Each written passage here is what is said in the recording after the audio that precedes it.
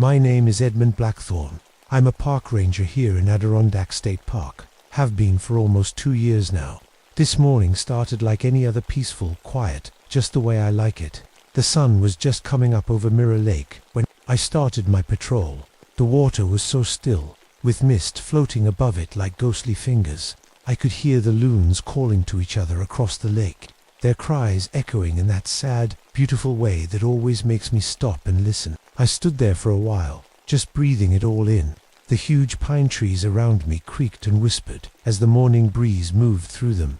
Their shadows danced on the forest floor, making patterns that reminded me of, well, better not to think about that. The war's been over for years now. That's why I came here to forget. And it had been working. For the first time since I got back from Europe, the nightmares had finally started to fade. Nature has a way of healing you, if you let it. I was about to move on when I noticed something odd. The forest had gone completely silent. Not a bird singing, not a single insect buzzing, nothing. Just this heavy, pressing quiet that made my ears ring. I've been in these woods long enough to know that's never a good sign. Then I spotted something even stranger, deer tracks in the soft dirt of the path. Fresh ones, but they just ... stopped, mid-stride. Like the animal had simply vanished into thin air. I crouched down to get a better look, my fingers tracing the edge of the last hoofprint. When I looked up, the morning mist had started to behave strangely. Instead of drifting randomly, it seemed to be forming shapes almost like people standing still, watching me. But whenever I tried to look straight at one of these figures, it would melt away, like it had never been there at all. I rubbed my eyes. Lack of sleep, probably.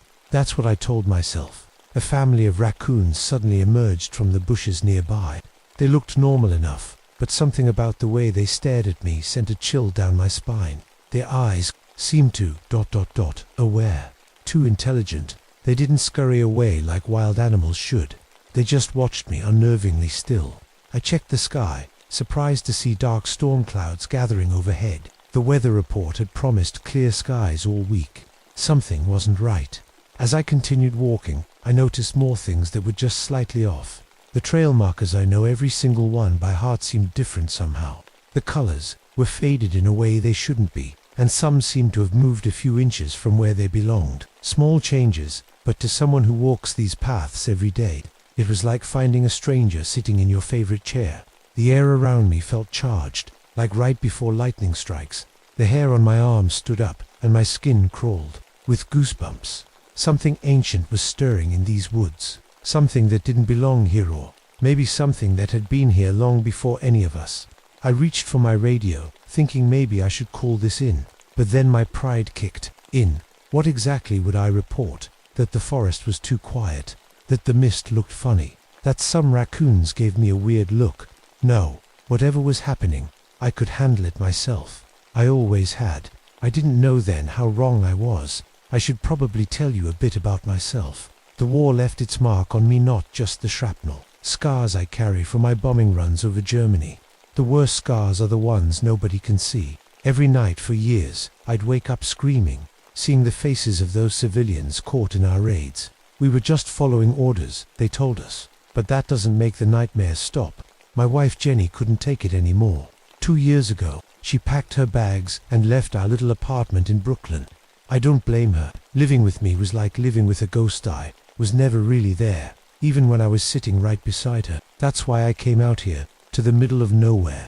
I needed space to breathe, to get away from everything that reminded me of what I'd lost. The forest doesn't judge you. It doesn't care about your past. Some mornings, I catch myself in the mirror of my cabin and hardly recognize the man staring back. My face looks older than it should for 36, weather-beaten they call it. And my hands, they still shake sometimes when I think no one's watching. Old habits die hard, I guess. At least, I've got Rex. He's my German shepherd. Ironic considering where I fought. But he's the most loyal friend I've ever had. Last winter, when that cave-in trapped me under fallen rock, Rex ran 5 miles back to the ranger station to get help. Saved my life. I reached into my pocket and felt the cool metal of my father's pocket watch. It's the only thing I have left of him. He disappeared in these very woods 20 years ago. Search parties looked for weeks, but they never found a trace. I was 16 then. Sometimes I wonder if that's why I took this job, hoping I'd find some clue about what happened to him. This 50 square mile territory is my home now. I know every trail, every rock, every tree. I know which mushrooms pop up after the spring rains and where the bears make their dens for winter. I can tell you exactly when the maple leaves will turn red and fall, and when the first snow will stick to the ground. I should have called for backup when things started feeling wrong, but that stubborn pride of mine, my mother always said it would be the death of me. I figured whatever was happening, I could handle it on my own. I always had before. What I didn't know then was that today marked exactly 50 years since the last time people went missing in this part of the park. If I'd talked more with the local Mohawk folks who sometimes visit, I might have heard the stories they tell about a face-stealing demon that wakes up every half. But I didn't know any of that as I continued my patrol that strange morning. I just knew something wasn't right, and I was determined to figure out what. I whistled for Rex, who had run a little ahead on the trail. Time to check on that family. That was camping near Eagle Point. They had kids with them, and with the weird weather rolling in, I wanted to make sure they were okay. "Come on, boy," I called to Rex. "Let's go." But Rex didn't come bounding back like he always did. Instead, I heard something that made my blood run colder. Low, rumbling growl unlike any sound I'd ever heard him make before. I hurried forward, to find Rex standing still as a statue in the middle of the trail. His back was arched, teeth bared, growling at what looked like empty air. I'd never seen him act this way before. "What is it, boy?" I asked, kneeling beside him. His fur stood up in spiky ridges along his spine. He wouldn't move forward, not even when I gently tugged his collar. Whatever he sensed ahead, it scared him badly. "Okay, we'll go around," I said, trying a different path. That's when I found the campsite. The Coleman family had set up near the creek. Yesterday, Mom, Dad, 2 kids. I'd checked on them last evening, and everything had been fine. But now, the blue tent still stood. Their gear was scattered around just like normal, but they were gone. A pot of coffee sat on the camping stove, still warm. Eggs were burning in a pan, the edges turning black. It looked like they'd just vanished in the middle of making breakfast. "Hello," I called out. "Mr. Coleman, Mrs. Coleman." Nothing but the sound of the wind in the trees. I circled the campsite, looking for any sign of where they might have gone. That's when I spotted the strange markings. Someone had carved symbols into the bark of the birch trees surrounding the camp. They looked a bit like the Native American markings I'd seen before, but something was off about them. The lines curved the wrong way, like someone had tried to copy them from memory, but didn't quite get it right. A smell hit me then like old meat, left too long in the sun. The scent of decay growing stronger as I moved toward the lake. But I couldn't find anything dead or rotting. I pulled out my radio to call the station. Static crackled through the speaker, then voices, but not any language I recognized. The words sounded backwards, twisted somehow. Then the radio went completely dead. I checked the batteries. They were new, put in just yesterday. With growing unease, I decided to head back to the ranger station to report the missing family. But as I walked, I noticed fresh footprints appearing in the dirt beside the trail. Human footprints, but wrong. The heels were where the toes should be, as if someone was walking backwards but leaving forward tracks. I stopped to examine them, my heart beating faster. That's when I heard Eat a Child's laugh echoing through the trees. A high, innocent sound that might have been sweet in any other situation. But the nearest family with kids was supposed to be at least 20 miles away, and the Coleman children were missing. "Hello," I called again. "Is someone there?" The laughter faded away. I pressed on, moving faster now. The shadows seemed to be growing longer, darker, even though it was only mid-morning. Something rustled in the bushes ahead. I hoped it was Rex, but he was right beside me, hackles still raised. The thing I found hanging from the pine tree nearly made me sick. A rabbit, freshly killed and skinned, its red flesh glistening in the dim light. Below it, arranged on a flat rock, was the rabbit's fur, but not in a pile like you'd expect from a hunter. No, someone had carefully arranged the pelt to look like a tiny human shape, with arms and legs and a little round head. My breath came out in a white cloud, visible in the suddenly cold air. The temperature had dropped at least 20 degrees in minutes. I zipped up my jacket, shivering. The morning sun was still visible above, but it gave no warmth anymore. I pulled out my compass, needing to get my bearings. The needle spun wildly, never settling. I took out my backup compass from my other pocket. Same thing. both spinning like crazy, pointing in different directions as if north itself had shattered into pieces. "Rex," I whispered, "we need to get back now." That's when I saw movement between the trees, just a flash of something familiar that made my heart stop. A face I knew better than my own, a face I hadn't seen in 20 years. My father's face, staring at me from the shadows. "Dad." The word escaped my lips before I could stop it. There, between the trees, stood my father exactly as I remembered him. Same flannel shirt, same worn ranger hat, same kind eyes, but he'd been gone for 20 years. This couldn't be real. He smiled at me, then raised his hand, beckoning me to follow as he stepped deeper into the forest. "Wait," I called, stumbling forward. Rex barked sharply, trying to hold me back by tugging at my pants leg, but I couldn't help myself. 20 years of questions, of wondering what happened to him. I had to know. As I got closer, I noticed something wrong with his eyes. They weren't eyes at all, but empty black spaces like looking into deep wells that had no bottom. The sight made me stop in my tracks. "Edmund," the thing with my father's face said.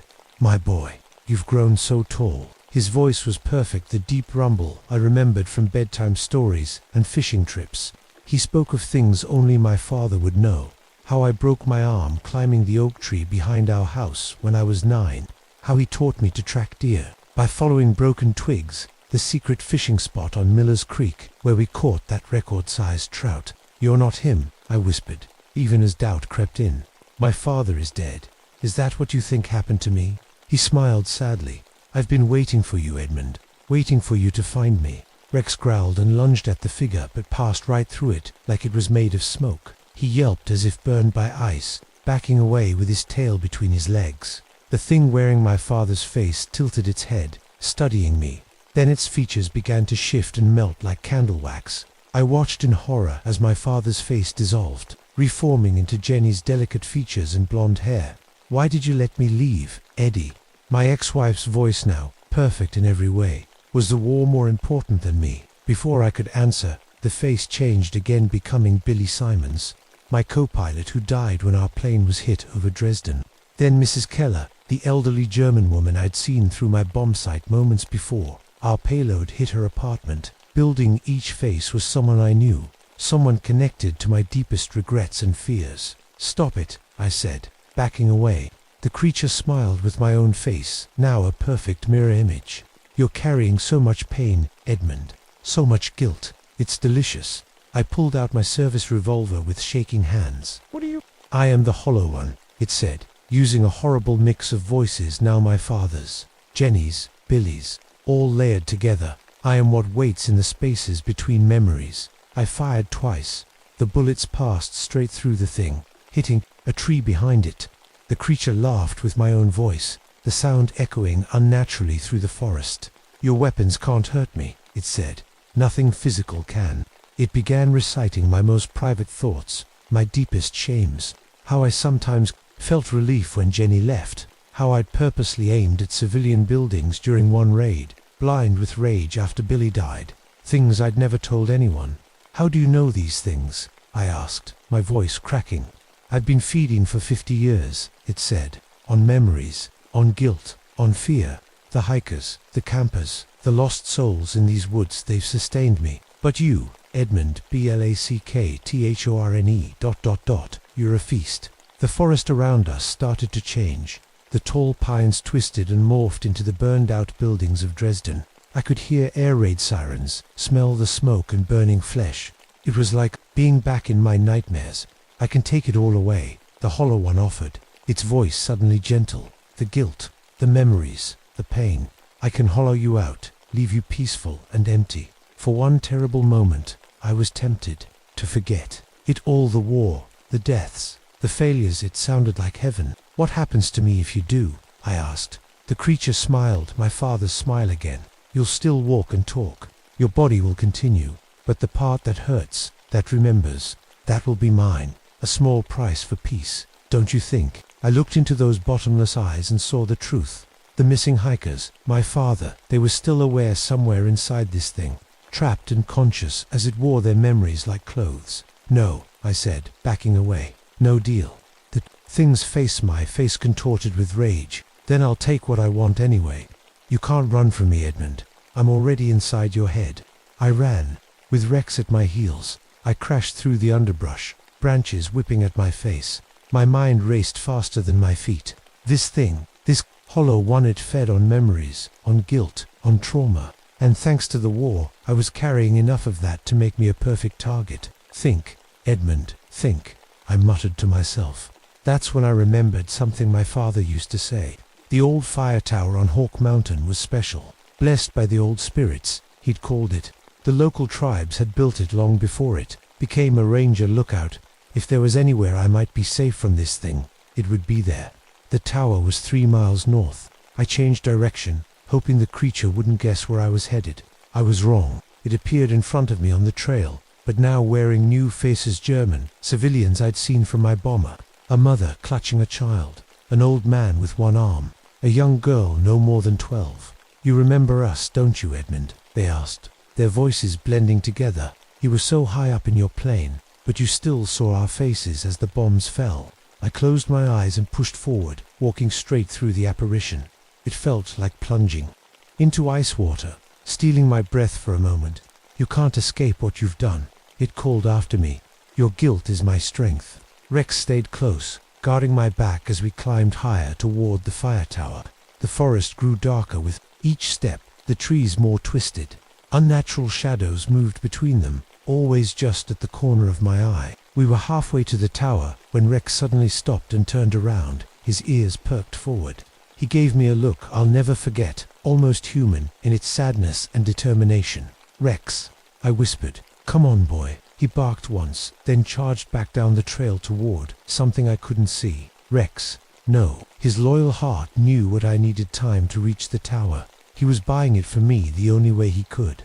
I heard his fierce barking turn to yelps of pain, then silence. Tears blurred my vision as I forced myself to keep climbing. Rex had given his life for me. I couldn't waste his sacrifice. The old fire tower finally came into view, a wooden structure standing 40 feet tall on the mountaintop.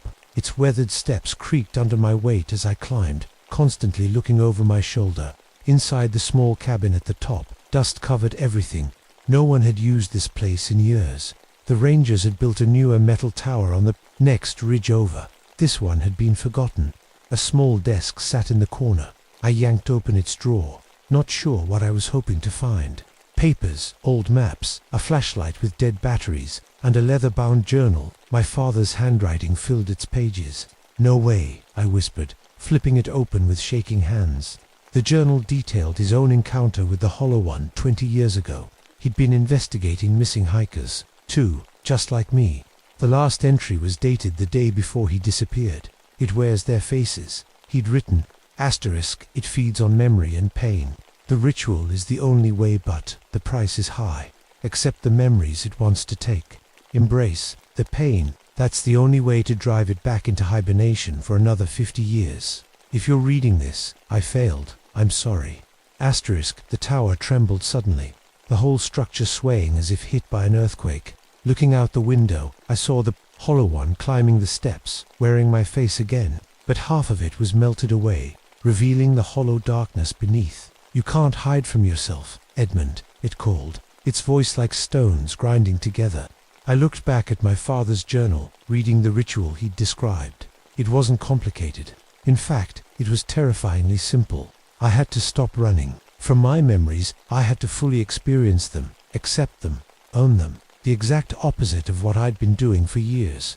The creature reached the platform outside the cabin door. It wore a grotesque mixture of faces, now my father, Jenny, Rex, the German civilians, all blended together in a nightmare collage. Time to come with me, Edmund, it said, reaching out with hands that seemed to smoke at the edges. Time to be hollow.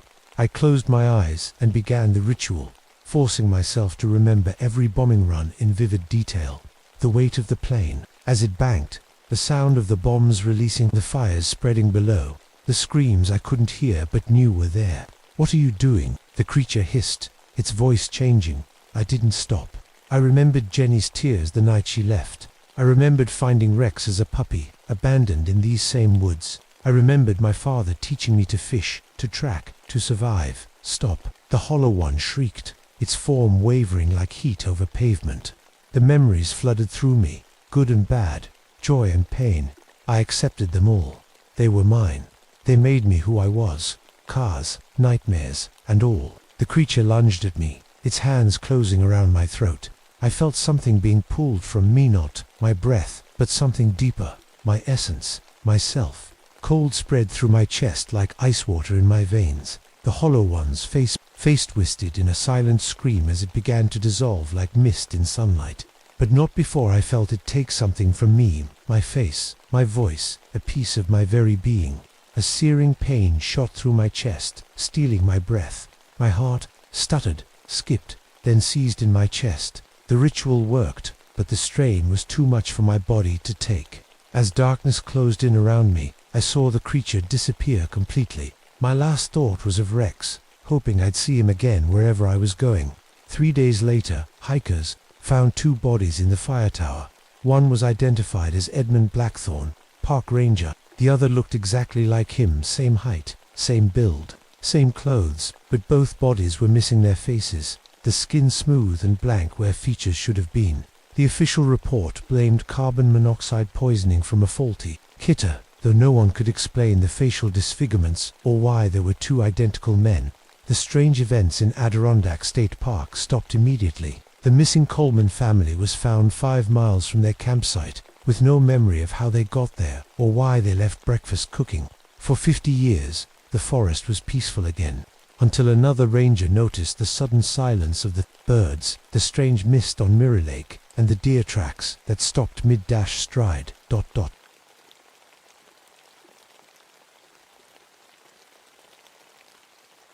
My name is Maria de la Croix. I've been a park ranger here in the Cascade Range for almost a year now.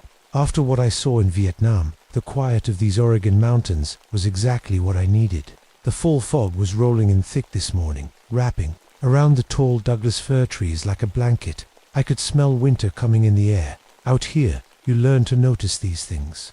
The changing of seasons feels different when you're this deep in the wilderness. I was making my usual rounds, checking the eastern trails. The sound of waterfalls hidden somewhere in the distance made me smile.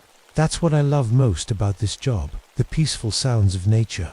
No screaming, no explosions, just water rushing over rocks and wind in the trees. I stopped to take a drink from my canteen when something strange happened. A whole flock of ravens suddenly burst from the trees about 50 yards ahead of me. They were screeching and cawing like something had scared them bad. I froze, watching them disappear into the fog. That's weird, I whispered to myself, scanning the area. Ravens don't usually get spooked like that, unless there's a good reason. As I continued down the trail, I noticed some elk tracks crossing the path, but these weren't normal tracks. The ground was torn up, with deep gouges in the soft earth. Broken branches lay scattered around. Whatever elk made these was running fast, running scared. I knelt down to get a better look when I noticed something else strange. The fog around me was moving, wrong. It should have been drifting with the breeze coming from the west, but instead it seemed to be swirling in the opposite direction, almost like it had a mind of its own. Standing up slowly, I put my hand on the knife at my belt. Something didn't feel right. That feeling got stronger when a family of black bears crossed the trail about 30 yards ahead of me. A mama and 2 cubs. They didn't even notice me, which was unusual. Bears always notice humans. But these 3 were moving fast, toward the lower parts of the mountain, like they were running from something. I checked my watch. It was only 3:30 in the afternoon, but the light around me had taken on a strange reddish tint. The lunar eclipse, the blood moon as the locals called it, wasn't supposed to happen until midnight. So why did everything look so red? Walking a bit further, I came to the old rock face, where the Native American petroglyphs were. I'd seen these carvings dozens of times before, ancient pictures of animals, people, and symbols etched into the stone. But today, something was off about them. Every time I looked away and then back again, they seemed different, like they had shifted slightly when I wasn't looking. Get it together, Maria, I muttered to myself. You're just tired. But I couldn't shake the feeling that I was being watched. I kept glancing over my shoulder, scanning the trees and rocks around me. Nothing was there, at least nothing I could see. But the feeling of eyes on me was so strong it made the hairs on my arms stand up. I've felt fear before. Real fear, the kind that comes when mortars are falling all around you and you're trying to keep a 19-year-old boy's insides from spilling out onto the ground. But this was different. This was older somehow. Like the fear you feel when you're a little kid and you're convinced there's something hiding under your bed. Something ancient, something hungry. I didn't know it then, but that strange afternoon was just the beginning. The beginning of the longest, most terrifying night of my life. I didn't always jump at shadows. Before coming to these mountains, I was a nurse in Vietnam. I saw things there that no one should ever have to see. Young men torn apart by bullets and bombs. Boys crying for their mothers as I tried to stop their bleeding. Some nights I still wake up hearing their voices, the ones I couldn't save. That's why I came here, to escape the screams that follow me in my sleep. I thought the quiet of the forest would heal something broken inside me. Most days it helps. As I walked back toward my cabin, I found myself checking for injuries on the trees, the rocks, the ground, an old habit from my nursing days. Always looking for signs of hurt, always ready to fix what's broken. But some things can't be fixed. I'm not very big, built like a runner, my dad used to say, but I'm stronger than I look. You have to be strong to carry wounded soldiers through jungle heat. You have to be steady to stitch wounds while explosions shake the ground. My hands never shake anymore, not even when I'm scared. Back at my cabin, I wrote a quick letter to my brother Tony. He's the only family I have left. He's studying engineering at college, and I send him what money I can each month. Our parents are gone, and I promised I'd take care of him. In my letter, I didn't mention the strange things I'd seen that day. No need to worry him. Before heading back out for my evening patrol, I touched the silver cross hanging around my neck. My grandmother gave it to me before she died. She was Cajun, from the Louisiana bayous, and she had the cross blessed by 3 different priests. It will protect you from what hides in the dark, she told me. I never really believed in such things, but today, I was glad to have it. Growing up in Louisiana, I learned about darkness, about things that hunt in swamps and shadows. The bayou teaches you to respect what you can't see. Maybe that's why I survived Vietnam when others didn't. I knew how to be careful, how to listen when the world goes quiet. When I first took this job, the other rangers, all men, thought I wouldn't last a month. Too rough out here for a woman, they said. They don't say that anymore. I've pulled lost hikers off cliffs and tracked poachers that even the most experienced rangers couldn't find. I earned my place here. Last week, some loggers from the camp north of here stopped by my station. They were dropping off paperwork, but before they left, one of them, an older man with a grey beard, warned me about something they called the shadow wolf. It ain't like no regular wolf, he said, his voice low like he was afraid of being overheard. It moves through solid things, controls the shadows, comes out when the moon turns red. I smiled and thanked him for the warning, but I didn't take it seriously. I've heard plenty of campfire stories in my time. Every forest has its monsters and local legends. But now, with night coming and that strange red light in the sky, I remembered his words. Tonight would bring the blood moon, a total lunar eclipse, the first one visible from this part of Oregon in 50 years, according to the almanac. As darkness began to fall, I tried to shake off my growing unease. I'm a practical woman. I deal in facts, in things I can see and touch. But something about this night felt wrong in a way I couldn't explain. I grabbed my flashlight, checked my radio, and headed back out into the gathering darkness. I had a job to do, superstitions or not. But, for the first time since coming to these mountains, I made sure my hunting knife was easy to reach, just in case. I decided to check on the north section of the park before it got too dark. Usually, I'd ride my horse copper for longer trips, but when I went to saddle him, he wouldn't budge from his stall. His eyes were wide, showing the whites all around.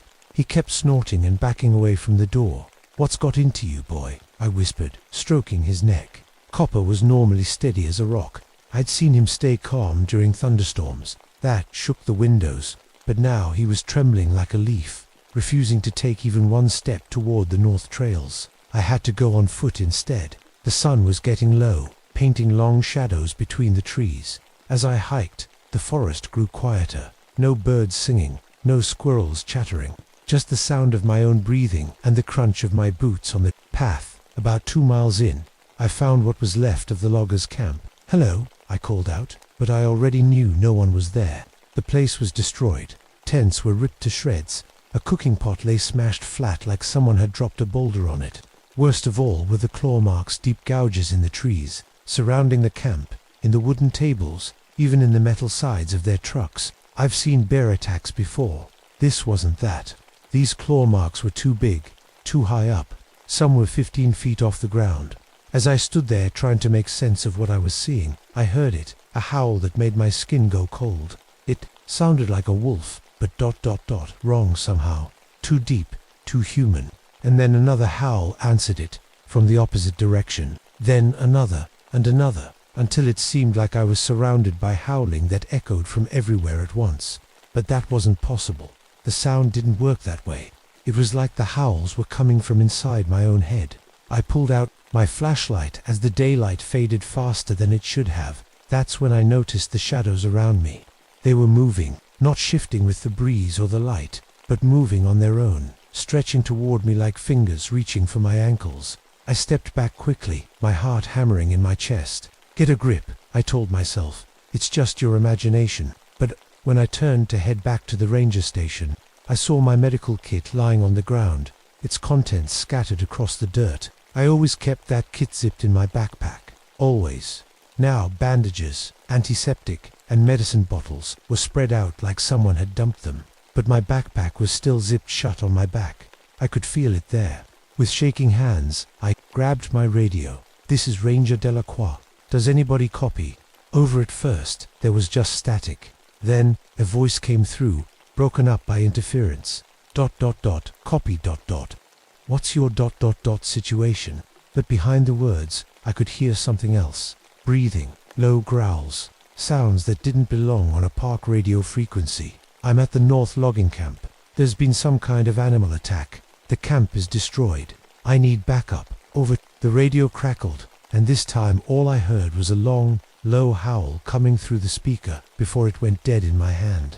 I turned to leave and nearly tripped over something half buried in the dirt. Kneeling down, I brushed away some leaves and immediately wished I hadn't. It was a human finger, torn off at the knuckle. Over the next hour, as the sky darkened to deep purple, I found more remains scattered across nearly 3 miles of forest. An arm here, part of a leg there, like something had eaten its victims while on the move, dropping pieces as it went. In all my years of nursing, all the battlefield horrors I'd seen, I'd never encountered wounds like these. The flesh wasn't just torn, it was changed somehow, darkened, like it had been burned from the inside. The temperature around me kept shifting wildly. 1 minute I'd be sweating, the next shivering as the cold cut through my jacket. The coldest spots were always in the deepest shadows. I pulled out my compass, trying to get my bearings in the growing darkness. The needles spun uselessly, whirling around and around whenever I stepped into a shadowy area. Night was falling fast now. The eclipse would start soon. I needed to get back to the ranger station, to call for help on the landline, since my radio was dead. As I hurried along the trail, I couldn't shake the feeling that I wasn't alone. Something was following me, moving from shadow to shadow. Just at the edge of my vision, I kept seeing shapes that vanished when I turned to look directly at them. The trees around me seemed to close in, their branches reaching down like arms trying to grab me. And all the while, those impossible howls echoed through the forest, coming from everywhere and nowhere at once. I started to run. I made it back to a small lookout point just as the eclipse began. The full moon hung low and heavy in the sky, its bright white surface slowly being eaten by shadow. As I watched, breathing hard from running, the moon turned, a deep, bloody red. That's when I saw it. At first I thought it was just a shadow moving across the rock face of the cliff ahead of me. But shadows don't move against the wind. Shadows don't have shape and weight. This one did. It was huge, the size of a bear, but shaped more like a wolf. It moved through the solid rock like the stone was nothing but water, rippling as it passed. The creature stepped out onto a ledge about 50 feet away from me, and I saw its eyes. They glowed like embers in a dying fire, burning with an orange-red light that left spots in my vision when I blinked. Those eyes locked onto mine, and I couldn't move, couldn't breathe, couldn't think. Then it was gone, melting back into the darkness. A second later, it reappeared much closer, stepping out of the shadow of a tree only 20 feet to my right. My hand went to the silver cross at my neck. The moment my fingers touched it, the metal burned hot against my skin, making me gasp, but I didn't let go. That burn somehow broke the spell of those eyes, letting me stumble backward. "What do you want?" I whispered, my voice shaking. The creature tilted its head, and then it spoke. Not with one voice, but with many voices I recognized from my darkest nightmares. "Help me, nurse," it said in the voice of a young soldier who died under my hands. "It hurts. Please make it stop hurting." Then another voice, a different soldier. "You said I'd be okay. You promised." And another, "Why didn't you save me?" Each word felt like a knife in my chest. These were my ghosts, the ones that haunted me. How could this thing know them, know me? I backed away, but the shadow wolf moved faster than anything I'd ever seen, flowing through the darkness like it was swimming. One moment it was 20 feet away, the next it was right beside me, close enough that I should have felt its breath. But there was no breath, no warmth, just cold emptiness. I fumbled for my camera, thinking maybe a flash would drive it away. When I snapped a picture, the creature didn't even flinch. Later, when I looked at that photo, all it showed was darkness with two glowing points of light where its eyes had been. "You can't capture me," it said, now using the voice of my father. "I'm not something that can be held or stopped." To prove its point, the creature did something impossible. It reached out, not with a paw or claw, but with my own shadow. I watched in horror as my shadow pulled away from me, rising up from the ground like black smoke. It wrapped around my throat, squeezing until spots danced in my vision. I couldn't fight something that wasn't solid. My hands passed right through the shadow hands that were choking me. Just as my knees began to buckle, the creature released me. I fell to the ground, gasping for air. "I've been watching you, Maria Delacroix," it said, using a voice that was all its own now, deep and ancient, like rocks grinding together. "I can taste your guilt, your fear, your failure." It circled me slowly, moving in and out of shadows, appearing and disappearing. For centuries, I have fed on those who carry the weight of lives lost, those who failed to save others. Your kind of pain is ... delicious. I wanted to run, but where could I go? This thing moved through solid rock. It controlled shadows. There was nowhere it couldn't follow. "The eclipse gives me strength," it continued. "The blood moon lets me feed in ways I normally cannot. Tonight, I will feast." It leaned closer, those burning eyes filling my vision. "I can make you an offer, nurse. I can take away your nightmares, forever. You'll never again hear the screams of those you couldn't save." What do you want in return?" I managed to ask, though my throat felt raw from the shadow's grip. "Your knowledge, your healer's mind. With it, I can save those I choose to save, and ensure the suffering of those I do not. Your skill combined with my power, imagine what we could do." For just a moment, I was tempted to be free of the guilt, the memories, the nightmares that had followed me from Vietnam. But then I thought of what this creature really was, what it had done to those loggers, what it would do to others if it had the knowledge of how to heal or harm human bodies. "No," I said, my voice stronger now. "I won't help you hurt people." The creature's eyes flared brighter with rage. "Then you will join those you failed to save," it growled, "and your screams will join theirs in my collection." It lunged for me, and I ran for my life toward the old ranger station, the only place I could think of that might offer some protection against this nightmare. Behind me, the blood moon shone down on the forest, bathing everything in crimson light as the howling shadow gave chase. I ran through the dark forest, branches whipping at my face, roots trying to trip me. The old ranger station was still a half-mile away. My lungs burned, but fear pushed me forward. As I ran, my mind worked frantically. What did I know about this thing? It grew stronger during the eclipse. It fed on guilt and the energy of the blood moon. It could move through shadows and solid objects, but it couldn't touch my silver cross without causing itself pain. That was something. I glanced up through the trees. The eclipse was nearly total now, the moon a deep crimson disk hanging in the black sky. I could feel the creature getting stronger with each passing minute, like the air around me was growing heavier with its power. Finally, the ranger station came into view, an old wooden building that had stood for nearly a century. Local stories said it was built on ground the Native Americans considered sacred. I didn't know if that was true, but right now, I'd take any protection I could get. I burst through the door and slammed it shut behind me, though I knew a normal door wouldn't stop the howling shadow. Still, I threw the bolt and pushed a heavy desk against it. Frantically, I searched the small cabin, grabbing anything that might help. The station had an emergency medical kit, more complete than the one I carried. Inside were silver instruments that had belonged to the old doctor who used to treat loggers before there was a proper hospital nearby. There was also a bottle of holy water in the back of a drawer, left by a priest who had visited last Christmas. I grabbed both. Outside, the howling grew louder. I looked out the window and saw shadows moving across the ground toward the station. Hundreds of them, flowing like black water, surrounding the building. Think, Maria, I whispered to myself. What hurts it? What can stop it? The silver burned it. The cross kept it at bay. But I needed more.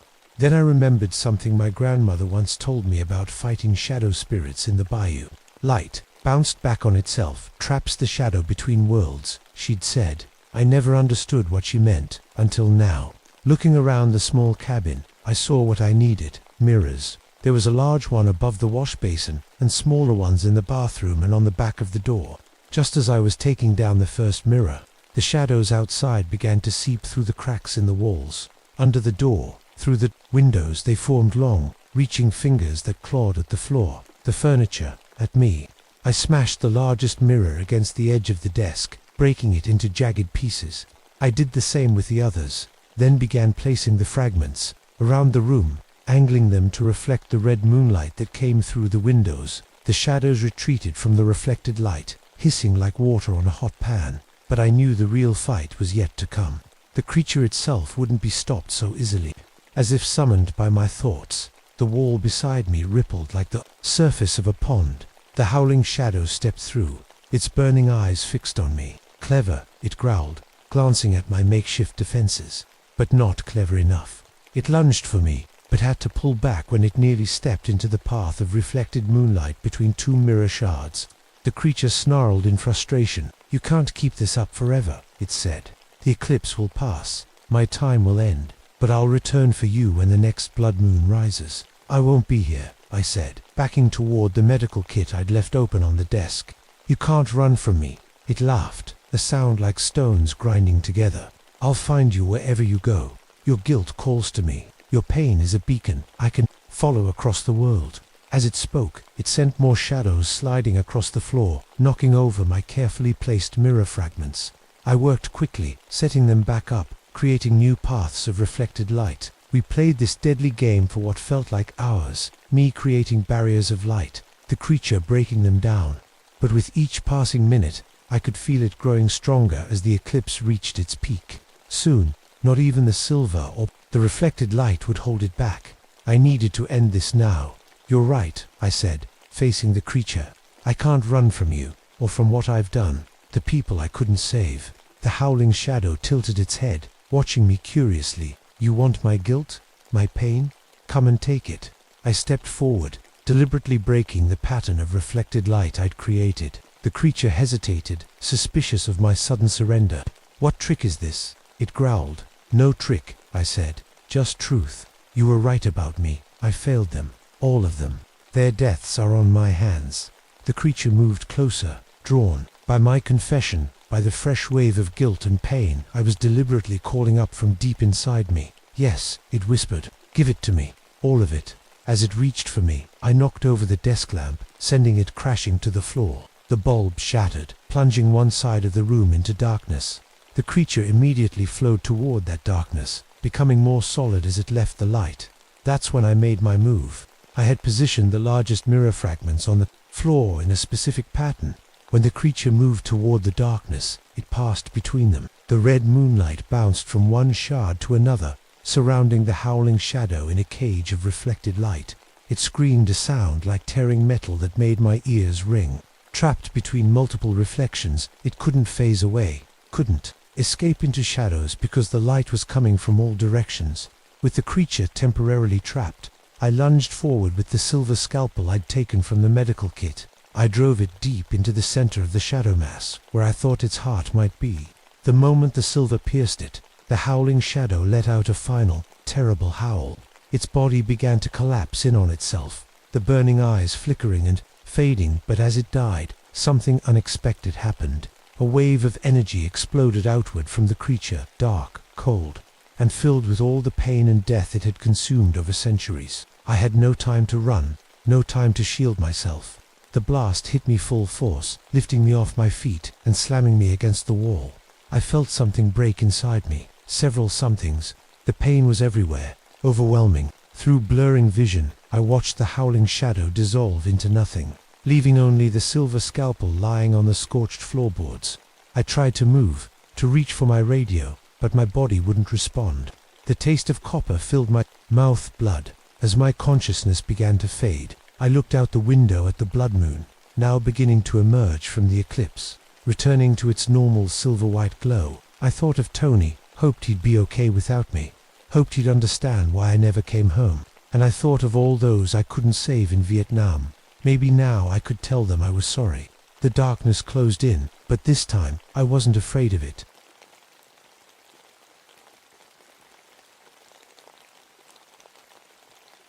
My name is James Whitfield.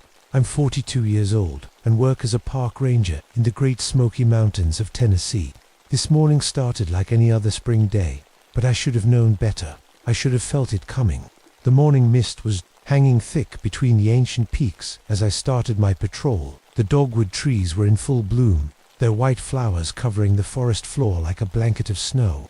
It was beautiful, peaceful even, the kind of beauty I once helped destroy. I walked along my usual path, listening to the mountain streams bubble over moss-covered rocks.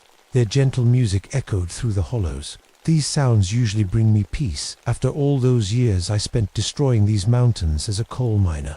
But then something strange happened. The forest went quiet, and I mean really quiet. No birds singing, no leaves rustling, not even the sound of insects. Just heavy, thick silence that pressed against my ears like cotton. I kept walking, my boots crunching too loudly on the forest floor. That's when I found it a perfect circle of dead trees. Their bark had been stripped away, leaving nothing but bone-white wood underneath. I've been a ranger for 5 years now, and I've never seen anything like it. The air changed to spring should smell fresh and green, but there was something else in the air, a faint smell of rot, like something had died nearby.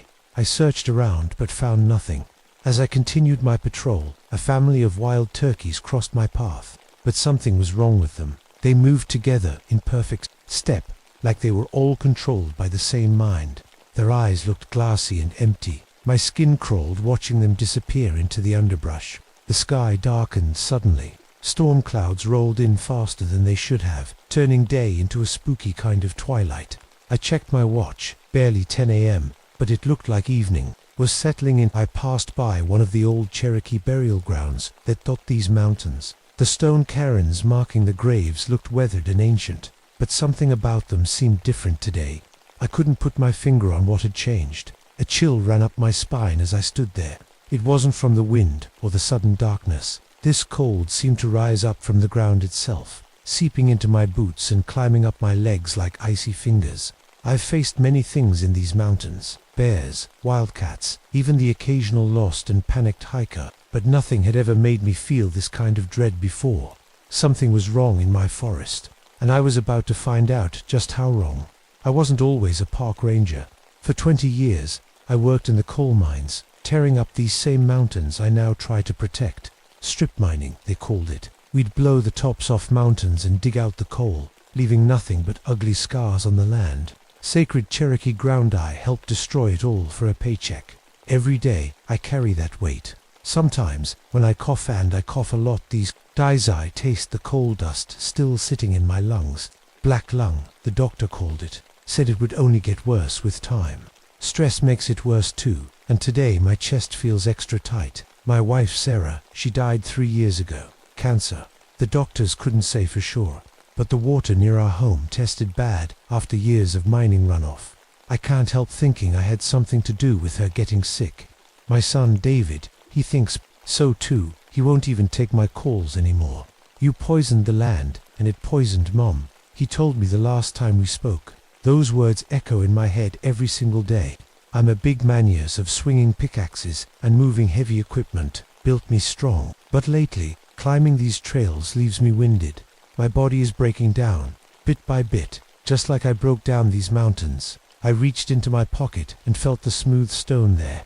It's a Cherokee prayer stone, given to me by an elder named Thomas Blackfeather. I met him after I quit mining and started ranger training. I expected him to hate me for what I'd done to his people's land, but instead, he looked at me with kind eyes. "The past is written," he told me, pressing the stone into my palm, "but you can still help write a better future."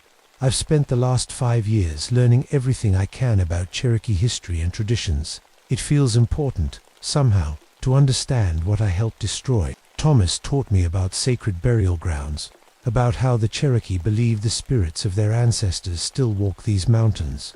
"Respect the land," he warned me once, "because it remembers what we do to it." The mining companies never listened to those warnings. Neither did I, back then. We dug where we wanted, blasted what stood in our way. Now I patrol areas where artifact hunters sneak in at night, digging up ancient graves for arrowheads and pottery they can sell. Last month, I caught 3 men with shovels near one of the oldest burial mounds.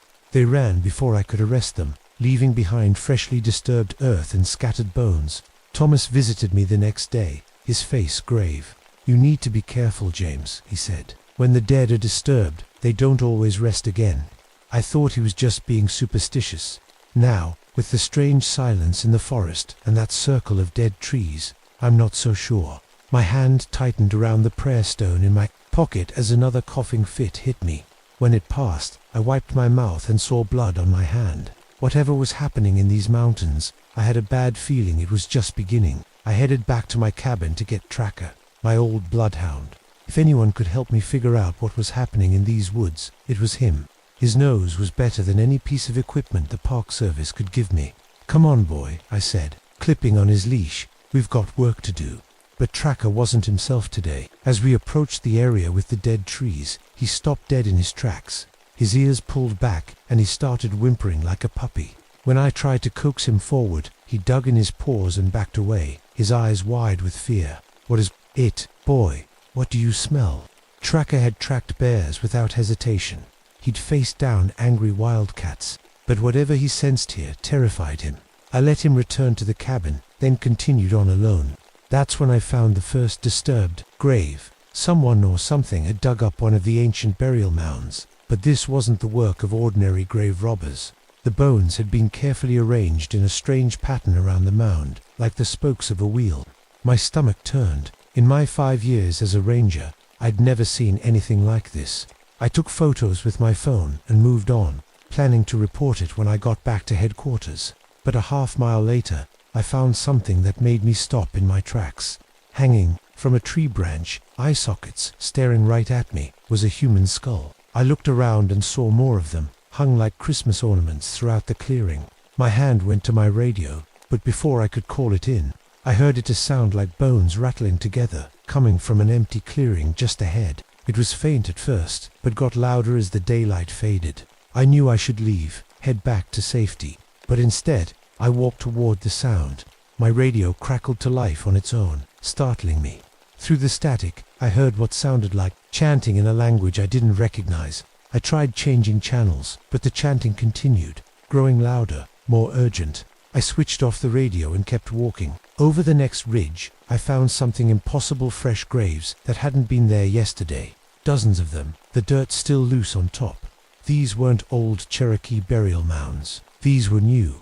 With shaking hands, I brushed away the soil. From one of them, just inches down, I found bones.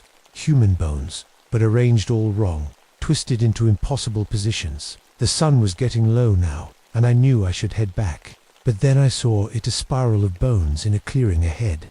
As I got closer, my blood ran cold. These weren't ancient remains. The bones were clean, but some still had bits of modern clothing attached. With horror, I realized these might be the missing hikers from last fall, the Anderson family, who disappeared without a trace. I turned to leave and noticed strange symbols carved into the trees around me. They looked like Cherokee writing, but twisted somehow wrong. As the last light of day faded, the symbols began to glow with an eerie blue-green light that reminded me of rotting wood. The temperature plunged. My breath came out in white clouds, and frost began to form on the leaves around me even though it was spring. When I reached for my flashlight, I noticed all the metal items I carried: my belt buckle, my knife, even the fillings in my teeth had started to corrode. turning green-black like they'd been buried for years. Something was very wrong in my forest. Something that shouldn't be possible. I needed to talk to Thomas. If anyone would know what was happening, it would be him. But first, I had to make it through the night. And as darkness fell completely, I wasn't sure that was going to happen, because now I could hear something moving through the trees behind me. Something that sounded like it was made of dry sticks clicking together, and it was following me. I headed back to my cabin to get Tracker, my old bloodhound. If anyone could help me figure out what was happening in these woods, it was him. His nose was better than any piece of equipment the park service could give me. "Come on, boy," I said, clipping on his leash. "We've got work to do." But Tracker wasn't himself. Today, as we approached the area with the dead trees, he stopped dead in his tracks. His ears pulled back, and he started whimpering like a puppy. When I tried to coax him forward, he dug in his paws and backed away, his eyes wide with fear. "What is it, boy? What do you smell?" Tracker had tracked bears without hesitation. He'd faced down angry wildcats. But whatever he sensed here terrified him. I let him return to the cabin, then continued on alone. That's when I found the first disturbed grave. Someone or something had dug up one of the ancient burial mounds. But this wasn't the work of ordinary grave robbers. The bones had been carefully arranged in a strange pattern around the mound, like the spokes of a wheel. My stomach turned. In my 5 years as a ranger, I'd never seen anything like this. I took photos with my phone and moved on, planning to report it when I got back to headquarters. But a half-mile later, I found something that made me stop in. My tracks, hanging from a tree branch, eye sockets staring right at me, was a human skull. I looked around and saw more of them, hung like Christmas ornaments throughout the clearing.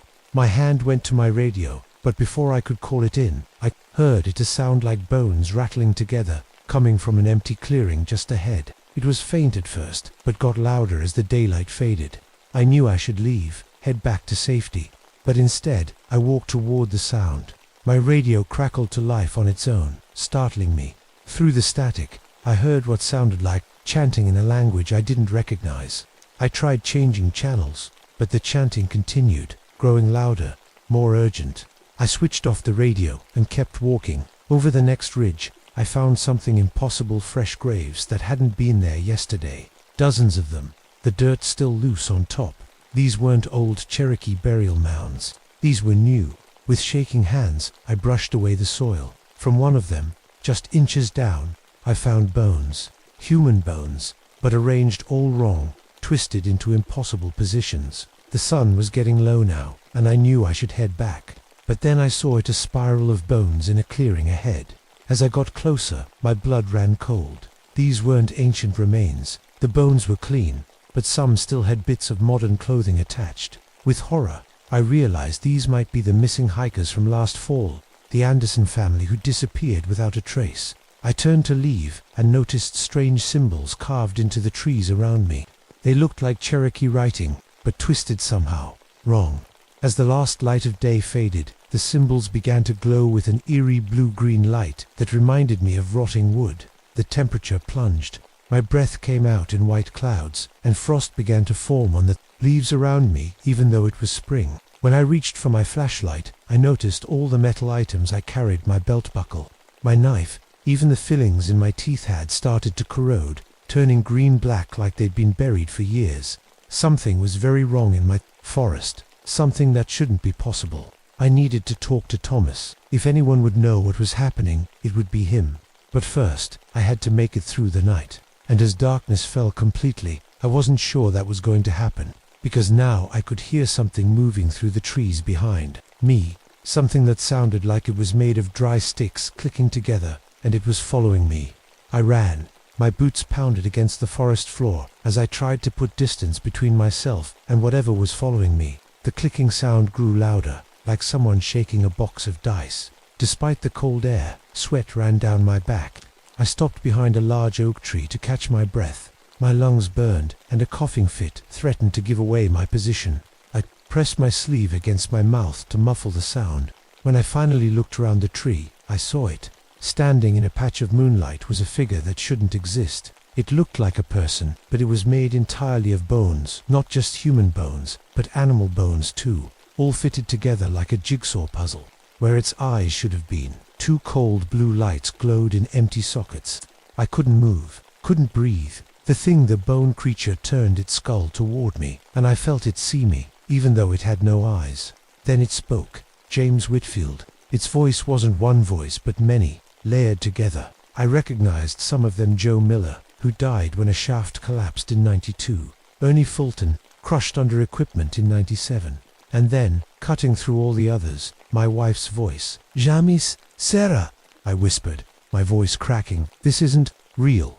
You're not real." The bone creature took a step toward me. "We are real. We are what remains when the earth takes back what belongs to it." I reached for my prayer stone, clutching it like a lifeline. The moment my fingers touched it, the stone grew hot, and a thin crack appeared across its surface. A drop of something, dark, too dark to be water, seeped out. "You know what you did," the creature said, still using my wife's voice. "You tore open the mountains. You disturbed the dead. You poisoned the living." "I'm sorry," I said, backing away. "I'm trying to make it right." The bone creature, the bone wraith, I thought, suddenly raised what passed for its hand. Bones from the forest floor rose up and assembled themselves into shapes: small animals, birds, and then human shapes. They moved like puppets, dancing around the wraith. "I was awakened when they dug where they should not have dug," it said. "The grave robbers. But I sensed you, James Whitfield. I sensed your guilt, your debt to these mountains." The blue light in its eye sockets flared brighter. One of the bone puppets approached me, moving in jerky steps. When it touched a nearby tree, the bark blackened and peeled away. The tree died before my eyes. "I can take life with a touch," the wraith said. "I can make the dead walk. I can show you everything you destroyed." The forest around us changed. Suddenly, I was looking at the mountains as they had been 20 years, aglouche, green, alive. Then I watched as machines tore into them, as explosions ripped away the trees, as poison leaked into streams. I saw myself younger, giving orders, checking off paperwork, counting money. I saw Sarah drinking water from our tap. I saw the cancer growing inside her, cell by cell. "Stop," I begged. "Please stop." The vision faded. The bone wraith stood, closer now, barely an arm's length away. "I can spare you," it said, and now it spoke with the voices of Cherokee ancestors. "Bring me the bones of your wife from the town cemetery. Let her join us. Then your debt will be paid." I staggered back, horror washing over me. "No, I won't do that." The wraith's skull tilted, like it was curious. "Then you will join us another way." It raised its arms, and the ground around the ancient burial mounds began to move. Bones pushed up through the soil, old bones, yellow with age. They assembled themselves into warriors, wearing ghostly versions of traditional Cherokee clothing. Their eye sockets held the same blue fire as the wraiths. "These are the ancestors of the people you betrayed," the wraith said. "Now they will have justice."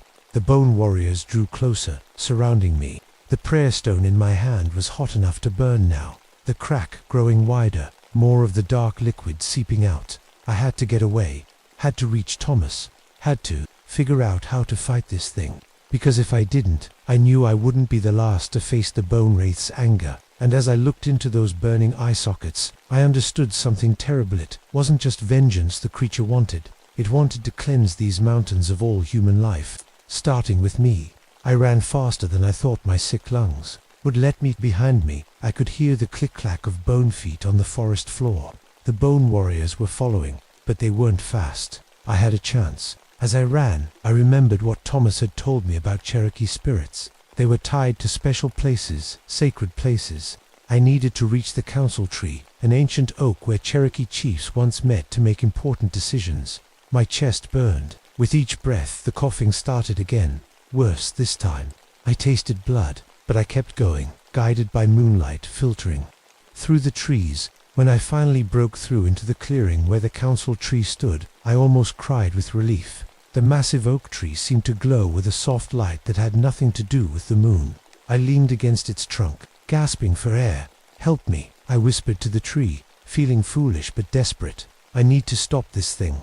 The bone warriors appeared at the edge of the clearing. They moved slowly, forming a circle around me and the tree. Behind them came the bone wraith, its blue eyes burning in the darkness. "You cannot hide from me, James Whitfield," it said, using all those terrible voices together. "Your debt must be paid." I looked around frantically. There had to be something I could use. My eyes fell on my backpack. Inside, I had emergency flares, matches, and a small can of fuel for my camping stove. An idea hit me. When I worked in the mines, we used explosives to open new tunnels. Maybe I could use what I had to collapse the entrance to the burial ground, where the wraith seemed strongest. "You're right," I called out, playing for time as I quietly gathered materials from my pack. "I do owe a debt, but not to you." The wraith moved closer. "I am vengeance for all you destroyed," Na said. Thinking of Thomas's teachings, the Cherokee believed in balance, not vengeance. They respected the land but also understood change as part of life. The wraith's blue eyes flared. It raised its arms, and more bone warriors rose from the ground. They approached from all sides. I had to act fast.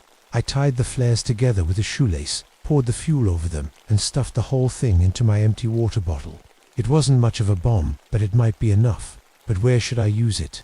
The wraith was everywhere, at once, controlling bones from all over the forest. Then I remembered something Thomas once showed me, a small cave near the oldest burial mound. The gateway between worlds, he had called it. "That's your source, isn't it?" I said to the wraith. "The cave. That's where you crossed over when the grave robbers disturbed the site." The wraith made a sound like wind through dry leaves. A laugh. "Clever human, but knowing will not save you." The bone warriors charged. I dodged the first few, their bony fingers grabbing at my clothes. One caught my arm, and I felt a terrible cold spread from its touch. My skin turned grey where it had touched me, like all the life was being sucked out. I broke free and ran toward the burial mound and the cave beneath it. The wraith screamed behind me, a sound like 1,000 voices crying out at once. My makeshift bomb was clutched in my hand. I just needed to get close enough to throw it into the cave entrance. The bone warriors were faster in the open. They cut me off, surrounding me again. I was so close I could see the dark mouth of the cave just yards away. With my free hand, I pulled out the prayer stone. It was hot to the touch, the crack now splitting it almost in half. Thomas had taught me a few Cherokee words, a blessing for troubled spirits. I started to recite it, my voice shaking. "Go back to the earth," I said in Cherokee, hoping I was getting the words right. "Find peace in the land. Accept my offering." The prayer stone split completely in half. The dark liquid that had been seeping from the crack poured out over my hand. It didn't feel wet, it felt like pure energy. The bone wraith shrieked. The blue fire in its eye sockets flickered. I understood then. The prayer stone was my connection to the land I'd helped destroy, my acknowledgement of my debt. It was also my way to make things right. I threw my homemade bomb toward the cave entrance with all my strength. At the same moment, I pressed the broken halves of the prayer stone together in my hand. The explosion wasn't big, but it was enough. Rocks tumbled down, sealing the cave entrance. At the same time, energy shot from the prayer stone like lightning, connecting me to the wraith. The bone wraith's scream became a howl of rage. The bone warriors around me began to fall apart, clattering to the ground in piles of separate bones. But the victory came at a price. The energy flowing through the prayer stone was flowing through me too. I felt it burning in my lungs, accelerating the damage already there from years of coal dust. I fell to my knees as the bone wraith began to break apart. Its bones scattered, no longer held together by its terrible power. "It is not ... over," it whispered as its skull fell last. "The land ... remembers ... double quotes." Then it was gone.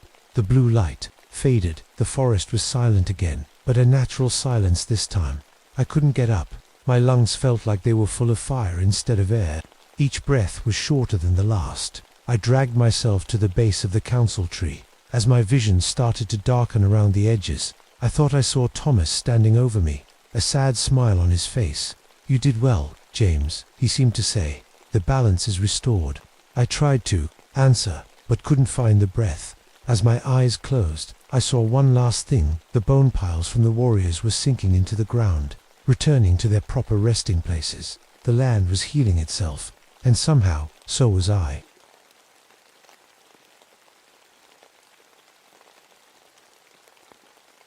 My name is Catherine Wells. I'm a park ranger in Tongus's National Forest, Alaska. This place is beautiful in a way that's hard to explain. Even at midnight in summer, the sun hangs low in the sky, giving everything a golden glow. The giant Sitka Spruce trees reach up like fingers trying to touch the clouds. The water is so clear you can see straight to the bottom. I came here to find peace. After working as a psychiatric nurse for years, dealing with people whose minds were broken in the worst ways, I needed somewhere quiet, somewhere I could breathe again. Today started like any other day. I woke up in my cabin, made coffee, and headed out to check on the eastern trails.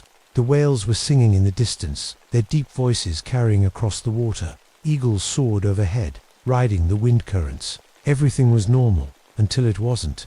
Around noon, the forest went quiet, not the natural quiet that happens sometimes when animals rest. This was different, wrong. It was like someone had pressed a mute button on the whole world. The only sound was a faint crying from somewhere deep in the woods. I followed some otter tracks along the shore. They were normal at first, little wet paw prints in the mud. Then something impossible happened. Mid-stride they changed. One moment they were otter tracks, the next they were human footprints, like someone had been walking on all fours and suddenly stood up. But there was no break in the pattern, no place where one set ended and another began. I rubbed my eyes, thinking I was seeing things. When I looked again, the tracks were still there, still changing from animal to human in a way that couldn't happen. That's when the sky lit up with the northern lights, green and purple waves dancing across the heavens. Beautiful, except it was the middle of the day. The aurora only shows up at night, never with the sun still shining.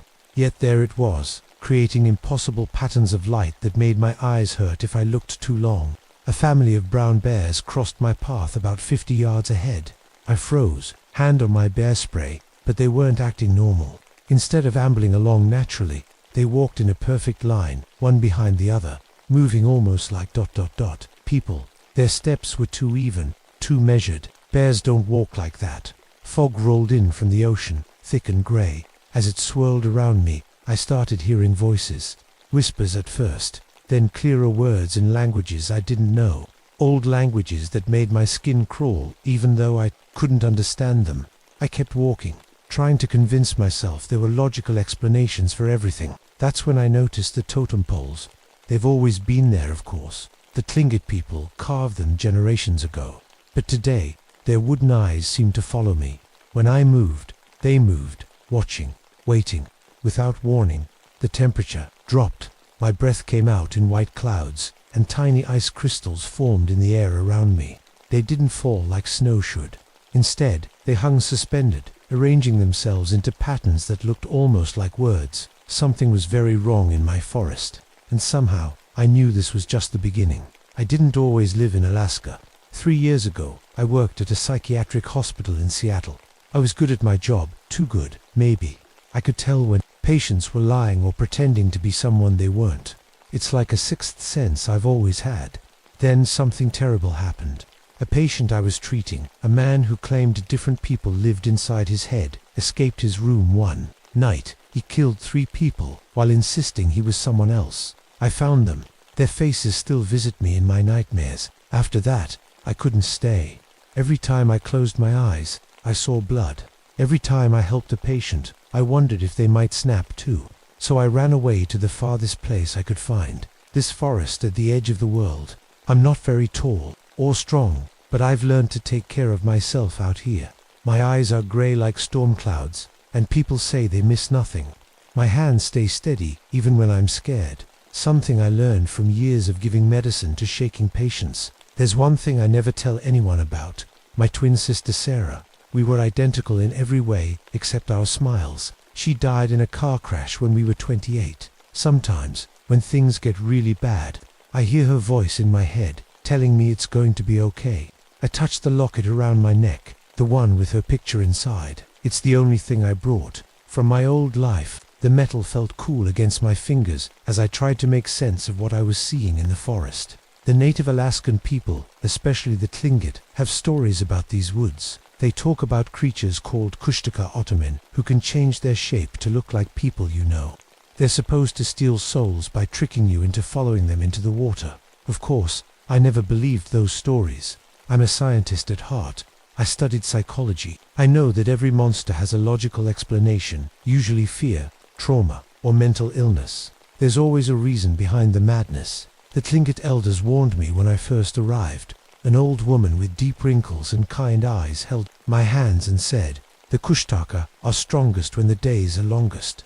I smiled and thanked her, thinking it was just a colorful local legend. But today is the summer solstice, the longest day of the year. In Alaska, that means almost 24 hours of daylight, no real darkness at all. As I stood there in the suddenly frozen air, watching impossible ice patterns form around me, I remembered her warning. For the first time, I wondered if there might be things in this world that my scientific mind couldn't explain. I shook my head, trying to clear it. "Get it together, Catherine," I whispered to myself. "There's a rational explanation for everything." But deep down, in a place I didn't want to acknowledge, I wasn't so sure anymore. I decided to head back to my cabin. The strange events had left me feeling shaky, and I wanted the comfort of familiar surroundings. My husky Nanook was waiting for me on the porch as always. But something was wrong with him too. Instead of his usual happy greeting, he stood stiff-legged at the edge of the steps, his fur raised along his spine. He was howling, not at me, but at empty spaces in the yard. His eyes followed something I couldn't see, tracking movement that wasn't there. "What is it, boy?" I asked, kneeling beside him. He whined and pressed against me, trembling. I tried my radio, hoping to reach the ranger station 40 miles south. All I got was static and broken words that made no sense. Then, through the crackling noise, I heard voices that made my blood run cold. "Catherine, help us. We're at the old research camp. Something's happening, ... I recognized the voice. It belonged to Dr. Marcus, who led a small research team studying salmon migration. But they weren't supposed to be here now. They'd left 2 weeks ago to return to the university. Against my better judgment, I decided to check the research camp. It was only a mile away, and I couldn't ignore a call for help, even one that shouldn't be possible.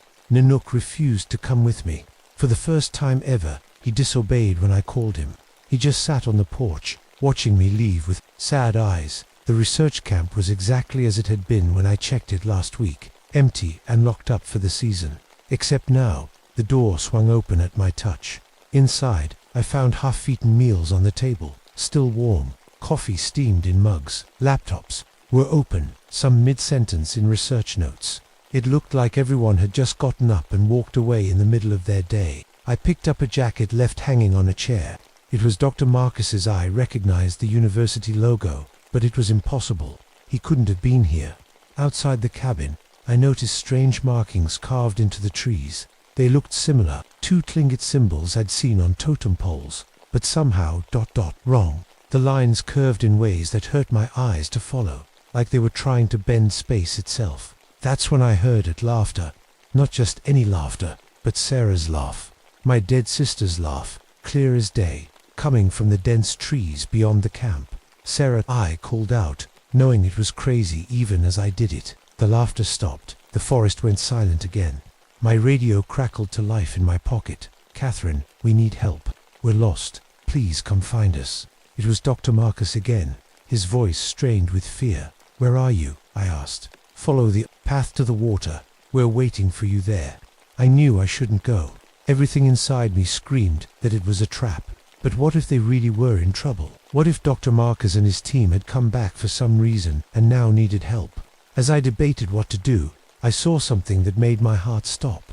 My own jacket, the one I was currently wearing, hanging from a branch 20 feet away.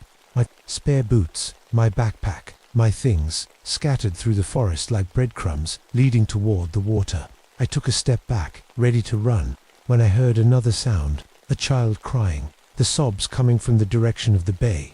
But there were no children within 100 miles of here. The ocean began to glow as the sun lowered in the sky.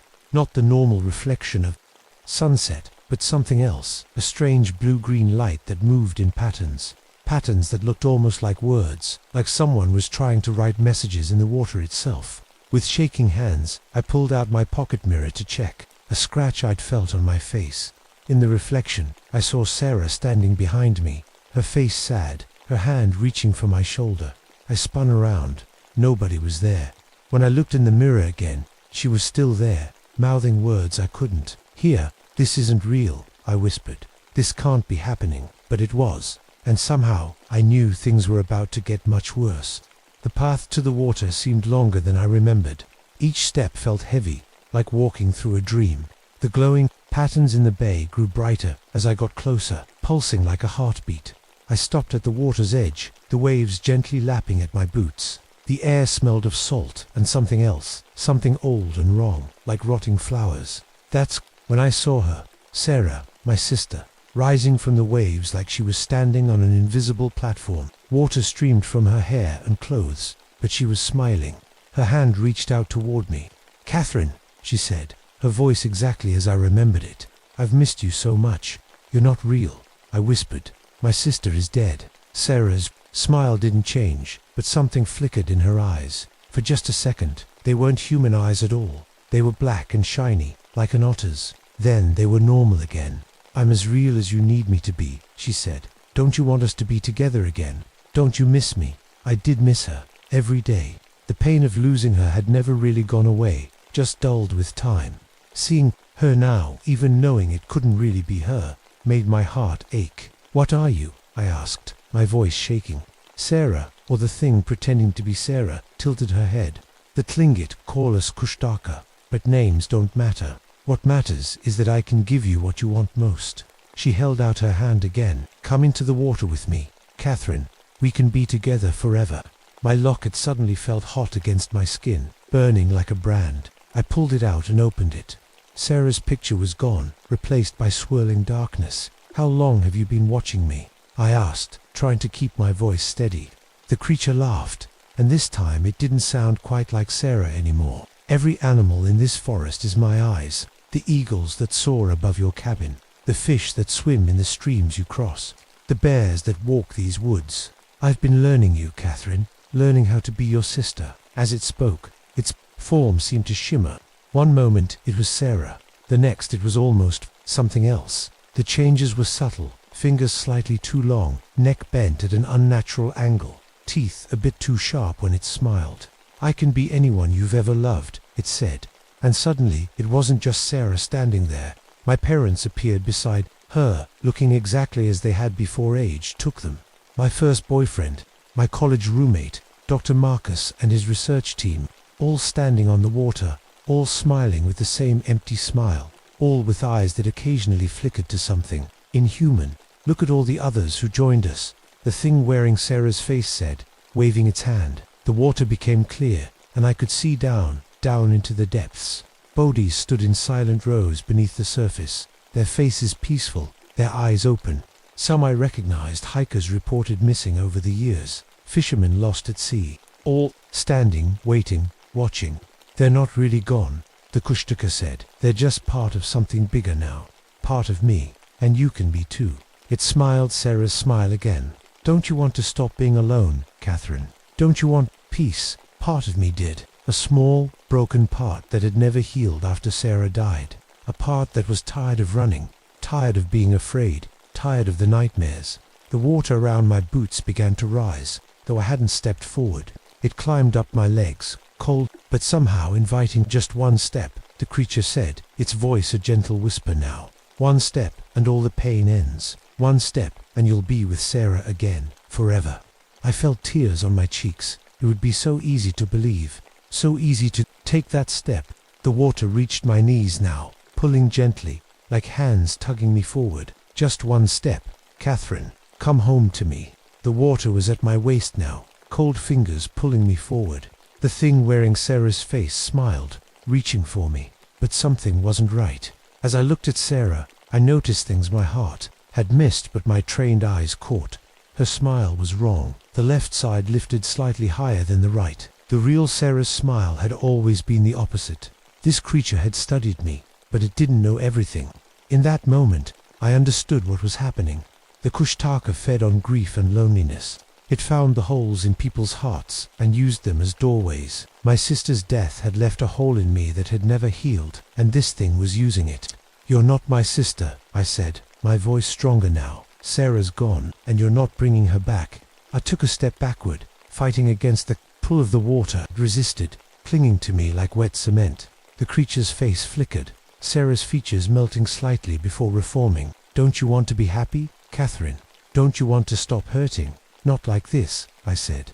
I remembered something the Tlingit elder had told me when I first arrived. There was a sacred site deep in the forest, a circle of ancient totem poles that had stood for centuries.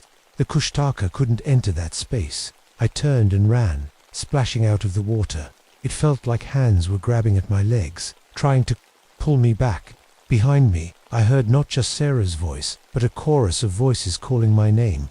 I ran faster than I ever had before, following game trails through the darkening forest. The sun was finally setting on the solstice day, the light fading for the first time in what felt like forever.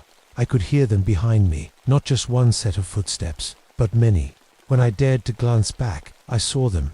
Everyone I had ever loved, everyone I had ever lost, all with the same wrong eyes, all calling my name with voices that were almost right, but not quite. The sacred site appeared ahead of me, a clearing where 7 massive totem poles stood in a circle. I burst into the space, feeling something like an electric current as I crossed the boundary. The air felt different here, cleaner, somehow. I turned to face my pursuers, expecting them to stop at the edge of the circle, but they didn't. They stepped through, still wearing the faces of my loved ones. "This is a sacred place," I said, backing away. "You can't be here." Sarah, the false Sarah, laughed. "Those old protections are long gone. We've grown stronger, while the old ways have faded." She stepped closer. "There's nowhere to run, Catherine. No place we can't follow." I felt a scream building in my throat, but then I remembered my training. As a psychiatric nurse, I'd dealt with people who had lost touch with reality, people who believed they were someone else. I knew how to bring them back. The Kushtaka had powers, yes, but it also had weaknesses. It needed to shapeshift to lure its victims. What if it couldn't? "I know what you are," I said, forcing my voice to stay calm. "I see you, the real you." I focused on the false Sarah, seeing past the disguise to the wrongness beneath. "Your eyes blink too often. Your fingers are too long. Your voice hits notes my sisters never could." Something strange happened. The image of Sarah seemed to waver, like heat rising from pavement. I turned to the false image of my mother. "You're 3 inches too tall." My mother always tilted her head to the right when she was listening. "You'll never do that." One by one, I named the flaws in each disguise. Years of clinical observation gave me the tools to spot the tiny details that weren't right. With each one I named, the images became less solid, more transparent. "You're not them," I said, my voice rising. "You're nothing but an empty thing that feeds on pain. You have no power over me." The false Sarah screamed a sound no human throat could make. The sound echoed across the water, setting my teeth on edge. The other figures began to meld together, their features running like wax. "We've existed for thousands of years," the thing hissed, its voice no longer anything like Sarah's. "We've taken countless souls. You cannot stop us."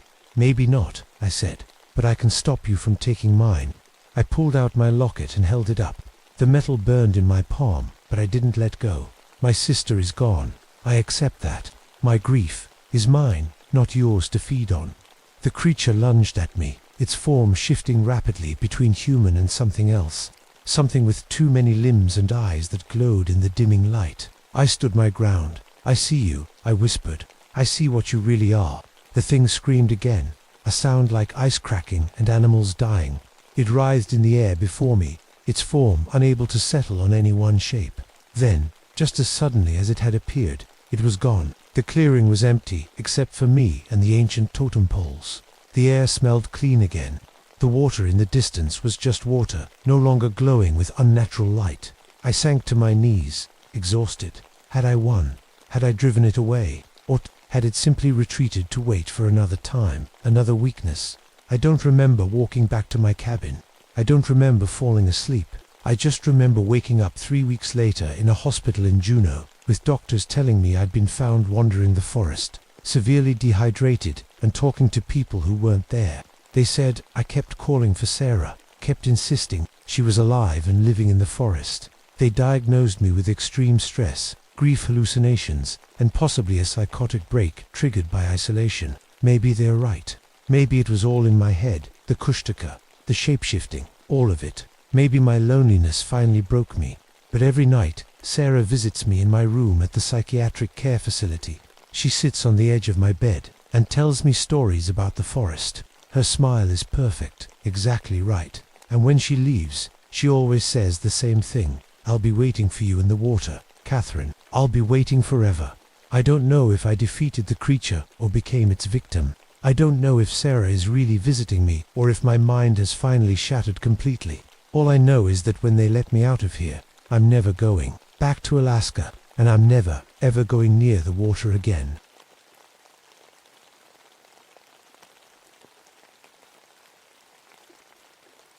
My name is Robert Ashford. I've been a park ranger at Bridgeteton National Forest for almost 3 years now. It's a quiet life up here in Wyoming, and that's exactly what I needed after what I went through. Today started like any other day. I woke up in my cabin just as the sun was rising. The first light hit the snow-capped peaks of the Tetons, turning them a brilliant gold against the blue sky. I made my coffee and stepped outside to watch the aspen leaves flutter in the morning breeze. They looked like thousands of tiny golden coins dancing in the wind. I love mornings like this. The peace, the quiet, just the sound of Jackson Lake rushing in the distance. It's so different from before, from the chaos of military radio rooms where voices screamed over each other. Transmissions cut in and out, and death came through my headset in crystal clear digital quality. That's why I took this job. For the silence, for the distance from anything electronic or digital. Out here, I could finally escape the noise in my head, or so I thought. I was checking trail conditions near the eastern ridge when I heard a tar-sharp burst of static from my handheld radio. I nearly dropped it. The static grew louder, and then ... voices. Not English, not any language I recognized. The words twisted and bent in impossible ways, like someone speaking backwards and underwater at the same time. I switched channels. The voices followed. I turned the radio off. It kept broadcasting. My hands started to shake. The doctors said this might happen, flashbacks, auditory hallucinations, but this felt different. This felt real. By midday, I found something that made my blood run cold. A cluster of dead birds near one of our radio towers. 6 of them, perfectly arranged in a circle. No visible injuries, just ... dead. Their eyes were open, staring at nothing. I've seen animals die in all sorts of ways out here, but never like this. That evening, something impossible happened. The northern lights appeared overhead. The aurora borealis, this far south, in Wyoming. The sky lit up with ribbons of green and purple light, dancing in patterns that seemed almost intentional, like signals, like code. I radioed back to headquarters, but all I got was more static and those same strange voices. On my way back to the cabin, I came across a herd of elk, standing in a perfect circle in a clearing, completely still, not eating, not moving, just standing there, like they were waiting for something. When my flashlight caught their eyes, they glowed with an inner light that no animal should have. That night, everything electronic in my cabin went haywire. My alarm clock flashed random numbers. The battery-powered lantern flickered on and off. My phone showed strange symbols I'd never seen before. Outside, the night sky filled with stars that pulsed in unison, like they were breathing, all of them, together, on and off, like some kind of cosmic Morse code that I couldn't understand but somehow recognized deep in my bones. The air felt wrong, heavy with something like electricity before a storm, but worse. My teeth began to ache. My vision blurred at the edges. I could feel that something was here, something had arrived, and worst of all, I knew it had come for me. I should probably tell you a bit about myself. My job before becoming a park ranger wasn't normal. I worked for the military as a radio operator, listening to enemy transmissions. Day after day, I'd sit with headphones on, writing down what I heard. The things I heard in those headphones, they changed me. Sometimes it was just boring military talk, but other times, I heard people dying, people begging for help, screams cutting off midway when a signal dropped. After a while, those voices started following me into my dreams. The doctors called it PTSD. They gave me pills that didn't help much. The nightmares kept coming. Every night, I'd wake up sweating, thinking I was back in that small room filled with radio equipment, listening to voices I couldn't save. I haven't had a good night's sleep in years. Look at my hands, they shake all the time now, especially when I have to use the radio for work. My face in the mirror shows a tired man with dark circles under his eyes. I'm only 31, but I look much older. Emily, my fiancée, tried to understand. She really did. But after I woke up screaming for the 100th time, after I kept insisting there were voices hidden in the static that only I could hear, She packed her bags. Can't blame her, really. Who wants to marry a crazy person? The funny thing is, I'm not crazy. Those voices in the static were real. I built a special radio that could pick up frequencies the military said were impossible. My commanding officers said I was imagining things, but I know what I heard. There are signals out there that aren't human. That's part of why I took this job in the mountains. I needed to get away from electronics, from signals, from voices. The park is usually peaceful that way. No cell towers nearby, limited radio use, just nature. But even here, the signals find me. Electronic equipment hurts me, now physically hurts. When I use the radio for too long, my head pounds and my ears ring. The doctors say it's all in my head, but they don't know what I know. There's a reason I chose this particular forest. Local scientists have been reporting strange electromagnetic activity here for decades. The government always covers it up, calling it equipment, malfunction, or natural phenomena. But I knew better. I came here looking for proof. Today is July 8th. Most people don't know why that date matters, but I do. It's the anniversary of Roswell, and every year on this date, the electromagnetic readings in this area go crazy. I've been tracking it for the past 2 years. Tonight should be the peak. I didn't come here to escape the signals. I came here to find them. As night fell, I sat in my cabin with my modified radio, waiting. The static grew louder as darkness took over the forest. My hands trembled as I adjusted the dials, searching for that impossible frequency again. I found it at exactly midnight, a voice between stations, a sound that shouldn't exist, and this time it knew my name. It started with coordinates. My radio display showed numbers that made no sense, locations that don't exist on any map I've ever seen. The static cleared for a moment, and I heard voices, clear as day. A family, a mother telling her children to stay close, a father laughing about burning the marshmallows. I recognized their names immediately. The Baxter family. They'd gone missing in these woods 3 months ago. Search teams looked for weeks, but found nothing except their empty tent. But here they were on my radio, talking like they were still camping, still alive. I grabbed my jacket and flashlight and rushed outside. The night air was cold against my face as I followed the signal. It grew stronger as I moved deeper into the forest, away from the trails. After an hour of walking, I found it's the Baxter's campsite. Everything was exactly as the search team had described. The tent still stood, slightly collapsed from rain, cooking gear scattered around a long cold fire pit. But something new caught my eye. Their small portable radio, sitting on a log, still on, still broadcasting their voices. I picked it up with shaking hands. The voices stopped the moment I touched it. The display flashed with symbols I'd never seen before, like circuit patterns, but much more complex, shifting and changing as I watched. That's when I heard the screaming. It came from the valley below, a high-pitched electronic wail that no human throat could make. It echoed off the mountains, growing louder near the power lines that cut through one section of the forest. I dropped the radio and ran back toward my cabin, but halfway there, my own radio crackled to life. Through the static, I heard voices, calling for help, hikers who'd disappeared years ago, their distress calls somehow broadcasting now. Tonight, help us ... signal. It's in the ... can't escape ... The transmission cut off. I tried different channels, but they all carried the same broken messages from people long gone. As I crested the hill overlooking the park's main area, I saw something impossible. The 3 radio towers that helped rangers stay in contact were all blinking their lights in perfect sync, on off, but no one was at the control station. No one could be coordinating this. Near the base of one tower, I found a pile of electronics, phones, GPS units, cameras, all melted together like they'd been exposed to extreme heat. When I touched them, they were cold. Back at my cabin, things got worse. Every device I owned started acting strange.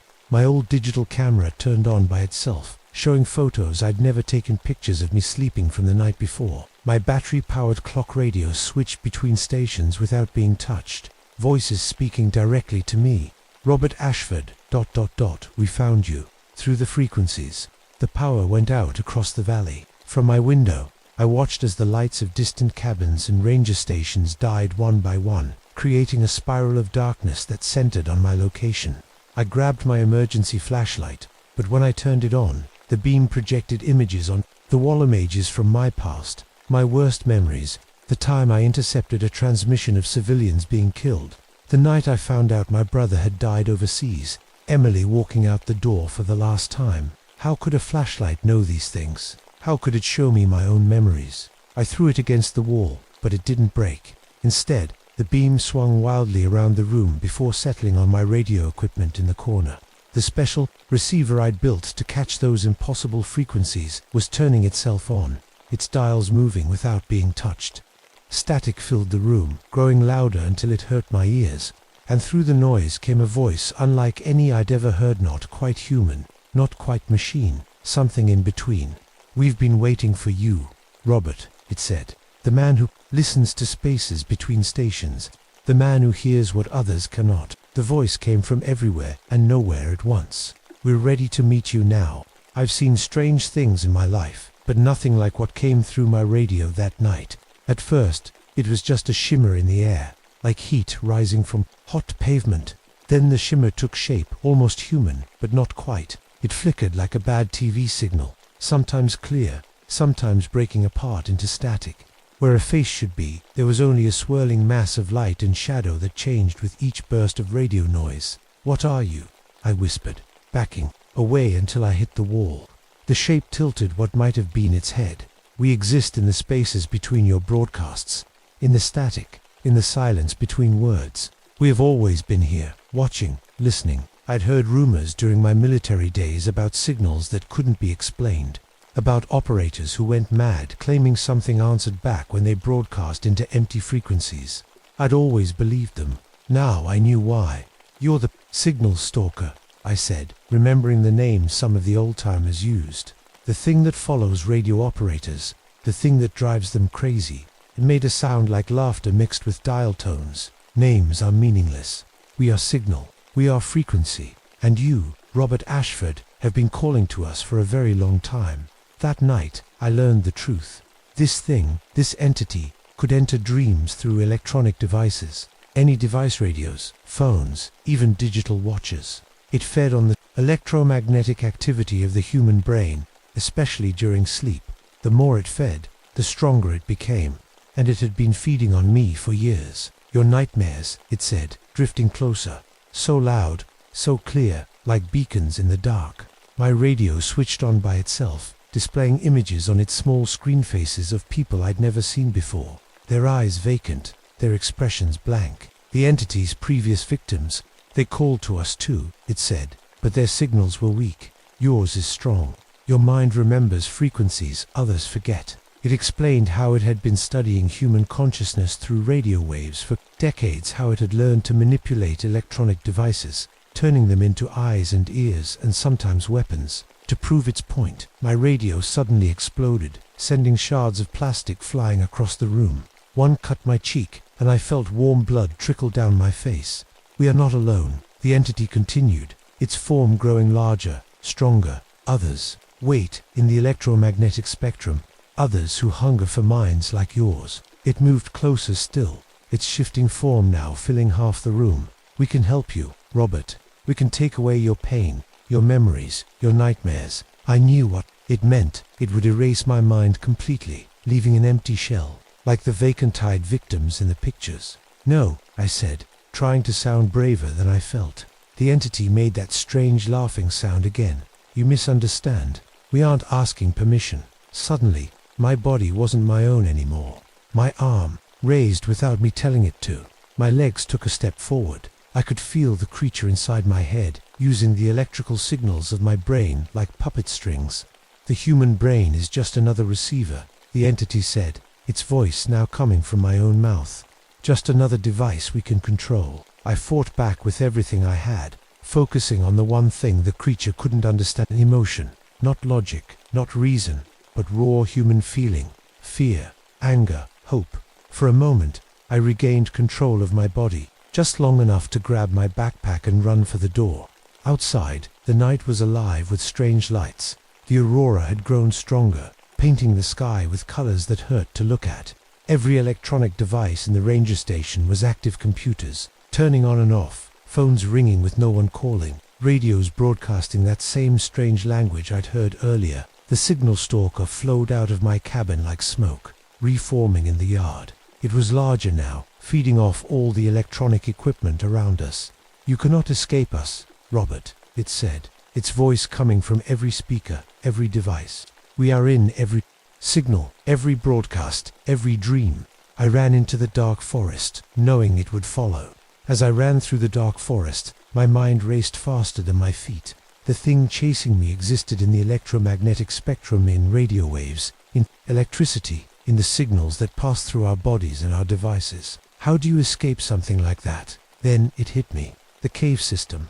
During my first year as a ranger, I'd mapped out a network of caves in the northern section of the park. Deep inside the mountain, surrounded by solid rock, there was no signal of any kind, no radio, no electricity, nothing.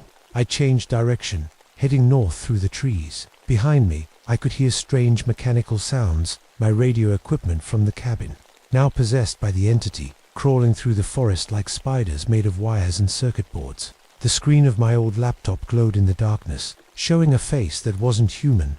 My digital camera floated alongside it, its lens focused on me like an unblinking eye. The creature was using everything electronic to hunt me down. I reached the cave entrance just as the strange aurora overhead intensified, washing the forest in waves of unnatural light.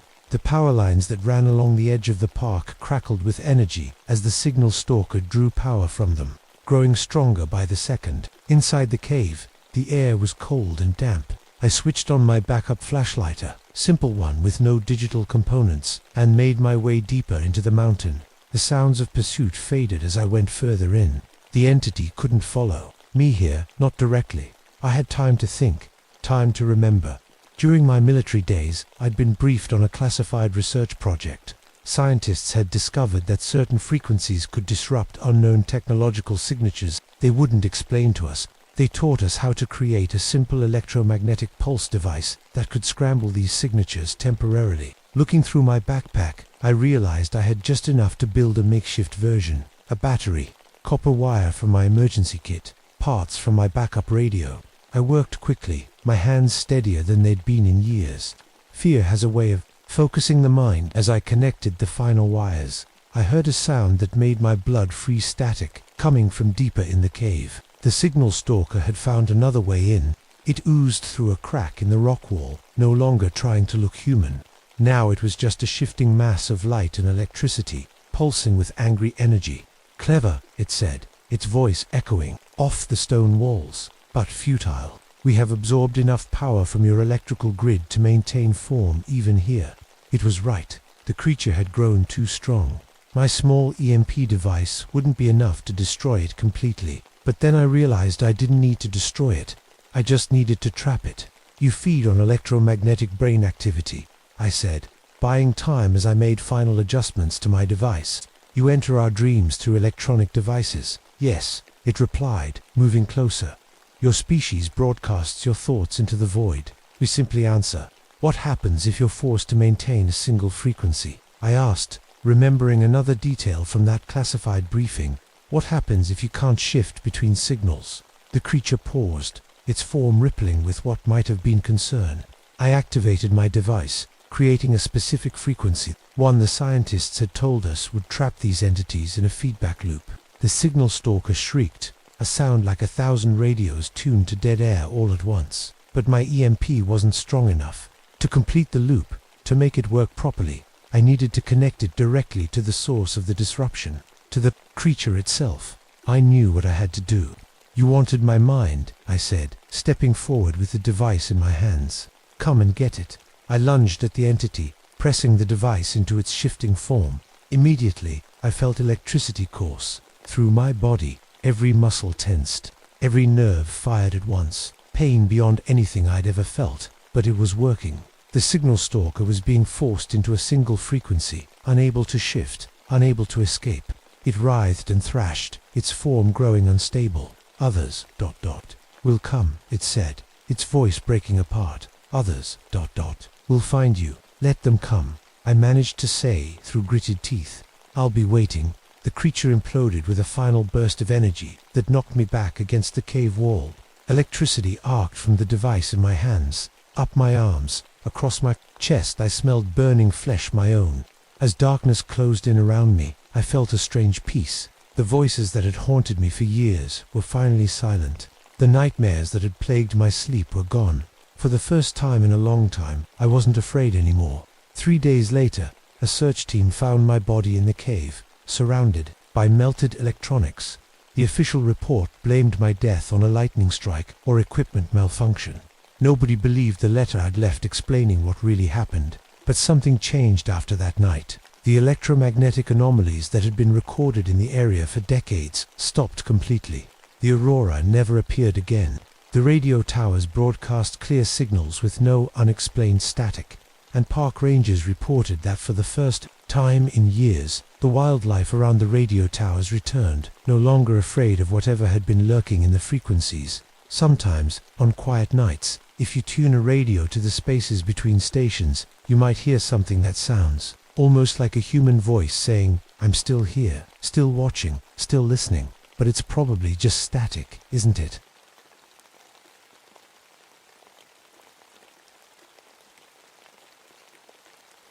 My name is Michael Donovan. I've been a park ranger here in the Pinelands for almost 3 years now. It's the kind of quiet life most people wouldn't expect from a man like me, with hands as rough as tree bark and more scars than I care to count. Tonight feels different. The sun is sinking below the trees, painting the sky in shades of orange and purple. Mist rises from the hidden bogs and cranberry fields, like ghost fingers reaching up from the earth. I breathe in deep pine needles and wild blueberries fill my nose. It should feel peaceful. It always has before. But not tonight. I walk my usual trail, boots crunching on fallen needles.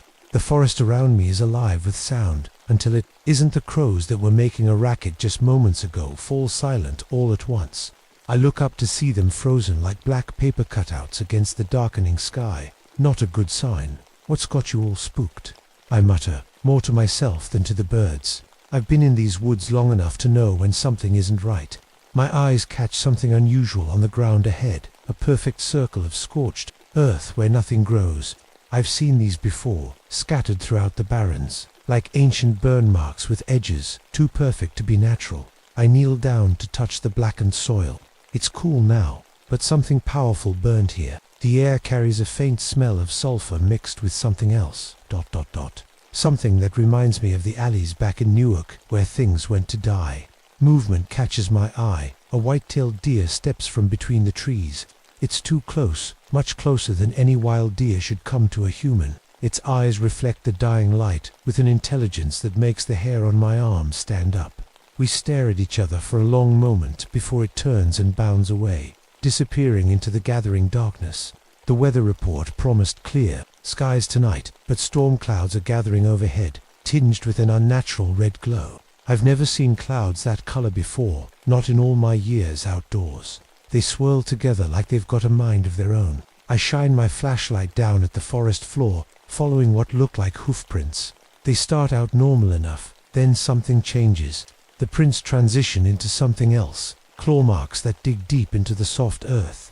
Whatever made these wasn't any animal I've ever tracked. The temperature is rising, which makes no sense. It's autumn, and the night should be getting colder.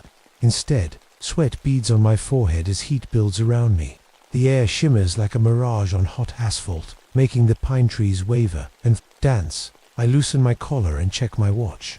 It's getting late, but something tells me I shouldn't head back to my cabin just yet. Something is happening in these woods tonight, and it's my job to find out what. Little did I know, the pine had been waiting for this night for 200 years. I wasn't always a park ranger. That's the nice thing about these woods. They don't ask questions about your past. Back in Newark, everyone knew Michael Donovan as the guy you didn't mess with. The guy who broke bones for the Irish mob when people couldn't pay their debts. I flex my hands as I walk, feeling the familiar ache in my scarred knuckles. Each mark tells a story I wish I could forget. 15 years of violence leaves its mark on a man, both inside and out. You're different now, I remind myself. That's what I've been telling myself for 3 years. I came to the Pine Barrens after witnessing something I shouldn't have. The boss's son killed a shopkeeper who couldn't pay, shot him right in front of his kids. I was supposed to keep my mouth shut. That's the rule. But some lines you can't uncross once you see them. So I talked to a cop I knew. Then I ran. Now the family wants me dead. Breaking the code of silence is unforgivable. My daughter Katie, she won't speak to me anymore. Found out what her dad really did for a living. Can't blame her. What kind of father was I? A monster in human skin. I reach into my pocket and feel the smooth beads of my mother's rosary. She gave it to me on her deathbed, made me promise to find a better path. It's never too late for redemption. Mickey, she'd said, every day in these woods feels like one small step toward keeping that promise. The snap of a twig makes me freeze. Old habits die hard. My eyes scan the trees, my body tensed and ready. Back in Newark, danger meant men with guns. Out here, it's different. Nature has its own kind of teeth and claws. I listen hard but hear nothing, just the wind in the pines. The locals have their stories about these woods. The Jersey Devil, they call it. Born 200 years ago to Mother Leeds. Her 13th child, they say it was cursed, transformed into something with hooves, wings, and a taste for fear. I've always laughed off these tales, just stories to scare tourists and children. But tonight marks the anniversary of its first appearance. If you believe the old-timers, 200 years to the day. Fairy tales, I mutter, but my voice sounds hollow even to my own ears. I check my watch again. October 31st, 1965. Just another night in the Pinelands. Just another shift for a man trying to outrun his past. I pull my jacket tighter despite the strange heat. Something about tonight feels like the past is catching up to me, one way or another. Bruno, my German shepherd, usually stays calm no matter what. He's been through gunfire in his training and never flinched. But right now, he's growling at the empty sky, hackles raised along his spine. What is it, boy? I ask, scanning the darkness above us. Nothing but those strange red-tinged clouds. I pat his head, but he won't settle. He keeps staring up, teeth bared at something I can't see. Come on, I tell him, tugging gently on his leash. Let's keep moving. We head deeper into the barrens, toward where a family said they'd be camping. The miller's mom, dad, 2 kids. They'd checked in yesterday, planning to stay the weekend. Something doesn't feel right. I need to make sure they're okay. The campsite comes into view, and I stop dead in my tracks. Their tent is destroyed, not torn by animals or knocked down by wind, but melted. The fabric drips like wax, hardened into strange shapes. Their cooler is a puddle of plastic. Even the glass jars they brought are twisted and warped. Hello, I call out. Anyone here? Rangers. No answer comes back. No bodies either, which is something to be grateful for. But where did they go? And what could generate heat this intense? Bruno barks, drawing my attention to a nearby pine tree. I shine my flashlight on the bark and my blood runs cold. Burned into the wood are symbols I don't recognize. Circles within circles. Strange angles that hurt my eyes to look at. The marks are still smoking. Wisps of black curling up into the night air. What the hell? ... I mutter, reaching out to touch one. I pull back quickly. It's hot, like it was burned there minutes ago. A sound cuts through the night, the beating of massive wings overhead, like helicopter blades but softer, wetter, somehow. I look up but see nothing against the dark sky. I reach for my radio to call this in. My fingers touch melted plastic. The radio is destroyed, liquefied from the inside out, the metal components dripping like mercury through my fingers. Jesus Christ, I whisper, dropping what's left of it. I'm on my own out here, no backup coming. Bruno whines and presses against my leg. I scratch behind his ears to calm him and myself. Fresh marks on a nearby tree catch my eye. Claw marks, deep gouges in the wood. I follow them up with my flashlight. They reach 20 feet high. No bear or mountain lion could reach that height. Nothing I know could. A shriek cuts through the night, high and piercing, like metal scraping on metal, but 100 times louder. The sound hits me like a physical blow. My ears ring and pain shoots through my head. Bruno howls in response, pawing at his own ears. When the sound fades, I notice something else. The temperature around us has spiked. Sweat pours down my face despite the autumn night. The air near the destroyed campsite shimmers with heat. I pull out my compass to get my bearings. The needle spins wildly, then stops, pointing toward the heart of the Pine Barrens, toward the place the locals call Leeds Point, where the devil was supposedly born. Every instinct I have, from the streets and from the wild, screams danger. Whatever destroyed this camp is still out there, and the Millers might be too. If they're lucky if they're not. I push the thought away and tighten my grip on my flashlight.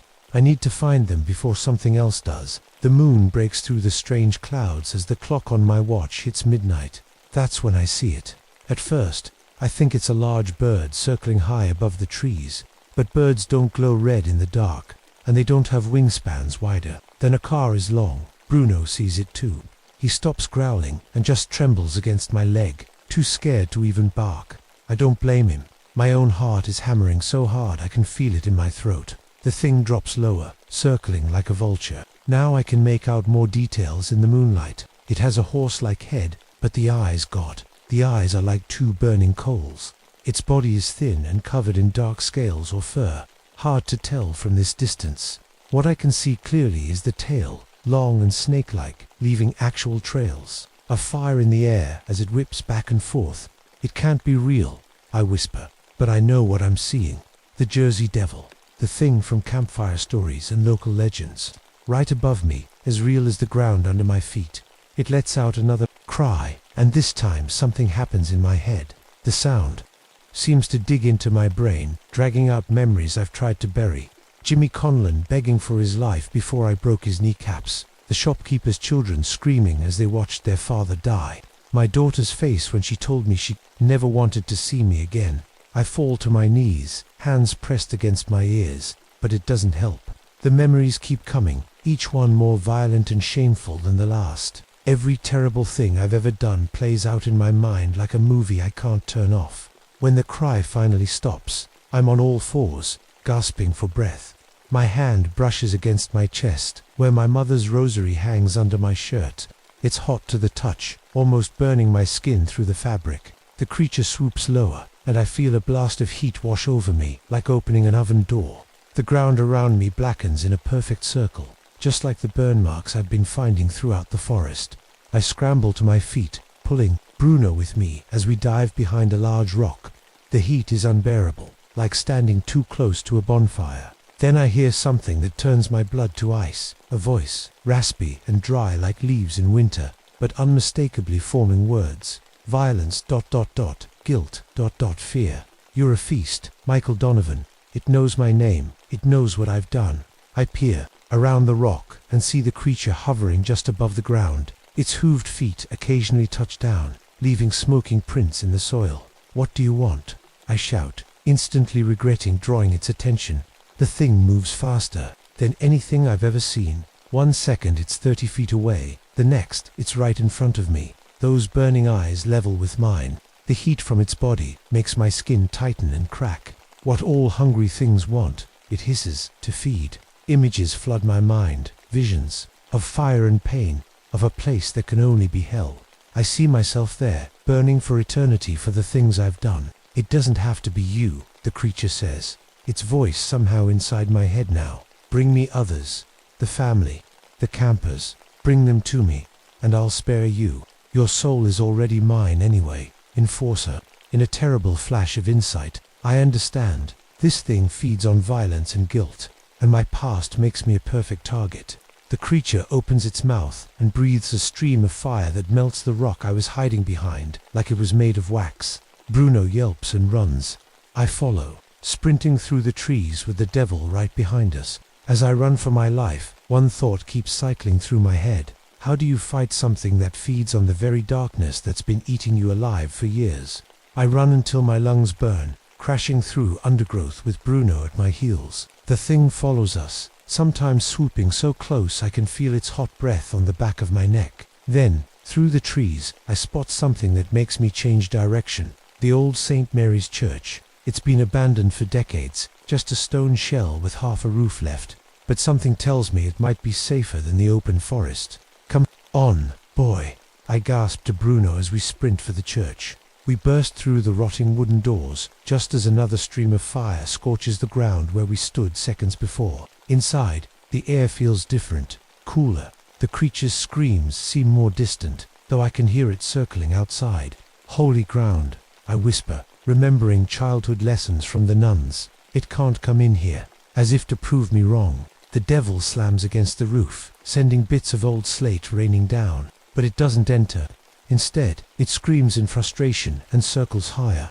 In the brief moment of safety, My ranger training kicks in. I need to think. I need a plan.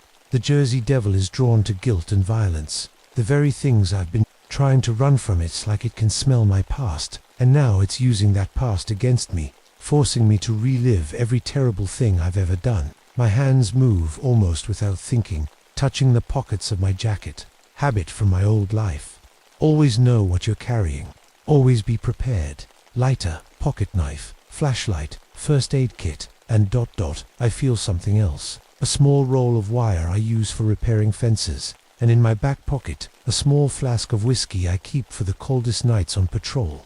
An idea forms in my mind. A terrible, desperate idea. During my time with the mob, I learned how to make things that hurt people. Bombs, mostly. Simple ones. Now maybe I can use that knowledge for something good.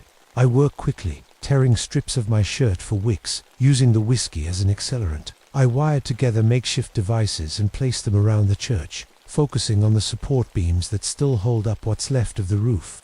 Outside, the forest is on fire.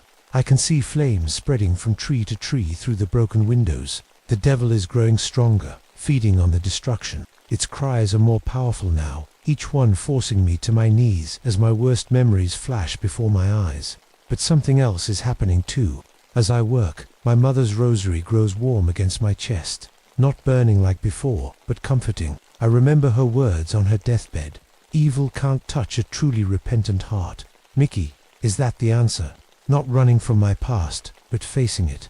Accepting what I've done, and truly seeking forgiveness. I look out at the burning forest, and think of the missing family. I think of my daughter who won't speak to me. I think of all the people I've hurt. I'm sorry, I whisper, and for the first time, I truly mean it. Not just sorry I got caught. Not just sorry I had to run, but sorry for the pain I caused. The rosary grows warmer still, and something like peace settles over me despite the chaos outside. The creature howls in rage, as if it can sense what's happening. It begins ramming the church walls, shaking the entire structure. Stone cracks, timbers groan. I close my eyes and hold the rosary tight. I know what I have to do. When I open my eyes again, I see them, the Miller family, huddled in the corner of the church. They must have been hiding here all along. The parents are holding their children, close, eyes wide with terror. When I say run, you run for the ranger station. I tell them, don't look back. Don't stop for anything. Mr. Miller nods, gathering his family closer. I pull out my lighter and take a deep breath. The rosary feels like it's glowing now, though when I look down, it's just my mother's simple wooden beads. The Jersey Devil crashes against the church. One more time, and a large section of the roof caves in. It hovers in the opening, its burning eyes fixed on me. You can't escape what you are, it hisses. I know, I reply, but I can choose what I become. I flick the lighter and touch it to the first wick. Run, I shout to the Millers. They bolt for the door as the fuse burns down. The devil dives for them, but I step into its path, holding the rosary out like a shield. A barrier of light seems to form between us. Probably just my imagination, but the creature recoils anyway. You want me, I shout. Then come and get me. The devil's eyes narrow. It opens its mouth to unleash another stream of fire. But I'm ready. I touch the lighter to the last fuse and close my eyes. Forgive me, I whisper, and I'm not sure if I'm speaking to God, or my daughter, or all the people I've hurt over the years. The world explodes in light and heat and sound. The last thing I feel is the rosary in my hand, somehow cool despite the flames engulfing everything else. Then darkness.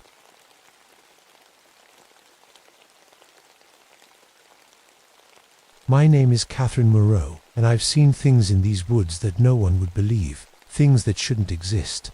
But before I tell you how it ends, I need to tell you how it began in the coldest winter Minnesota had seen in a century. It was January 1978, when the blizzard hit the Boundary Waters. I'd seen bad storms before, but this was different. The cold wasn't natural.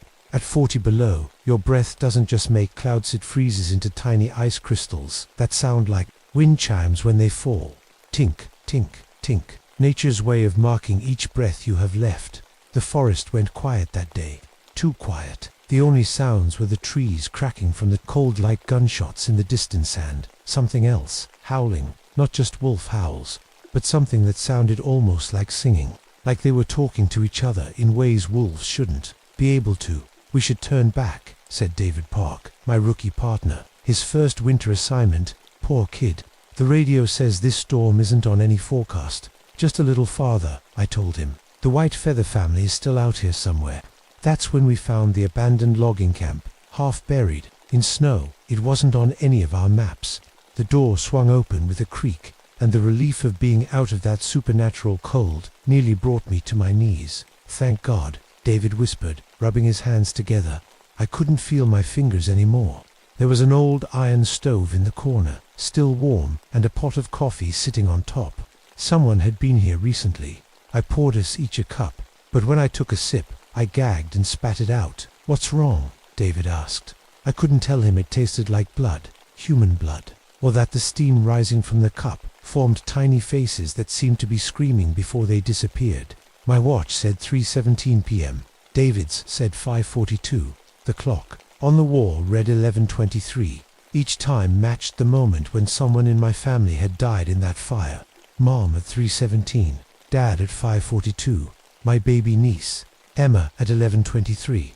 I tried the radio while David checked our GPS. The static cleared for just a moment, and I heard it a French lullaby, the same one my mother used to sing to me. Frère Jacques, dormez-vous. A chill ran down my spine that had nothing to do with the temperature. Catherine, David called, his voice shaking. The GPS is working, but it says, we're in hell, literally. The coordinates spell out hell on the display. Outside the window, I saw something fall from the sky. Not snow, birds, ravens, dozens of them, frozen solid mid. They hit the ground with dull thuds, their beaks open like they were trying to warn us of something. This cold isn't right, I said, touching the window frame. The metal was so cold it burned. I jerked my hand away, leaving a patch of skin stuck to the frame. It's colder in some spots than others. Like the cold has a mind of its own. That's when I noticed the trees. They weren't just trees anymore. Every single one was bent toward the cabin, branches stretched out like arms, reaching for us. They formed an archway pointing deeper into the forest, to a place I couldn't see, but somehow knew was there, a mass grave. My ranger instincts were screaming at me to leave, to grab David and run as fast as we could. But the sun was already setting, and nightfall in these temperatures would kill us in minutes. We were trapped here until morning.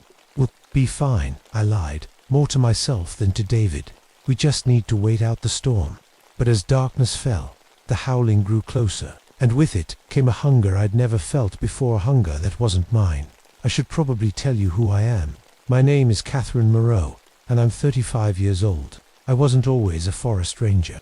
I grew up in a small house not far from these woods, the daughter of a French-Canadian trapper who taught me how to survive in the wild before I could even read. But that life ended when I was 25. I was out hunting deer that night, staying later than I should have. When I finally headed home, I saw the glow in the sky from miles away. By the time I got there, our house was nothing but flames. The firefighters couldn't save anyone, not my parents, not my brother and his wife, not my baby niece, Emma. The police said it was arson, but they never caught who did it.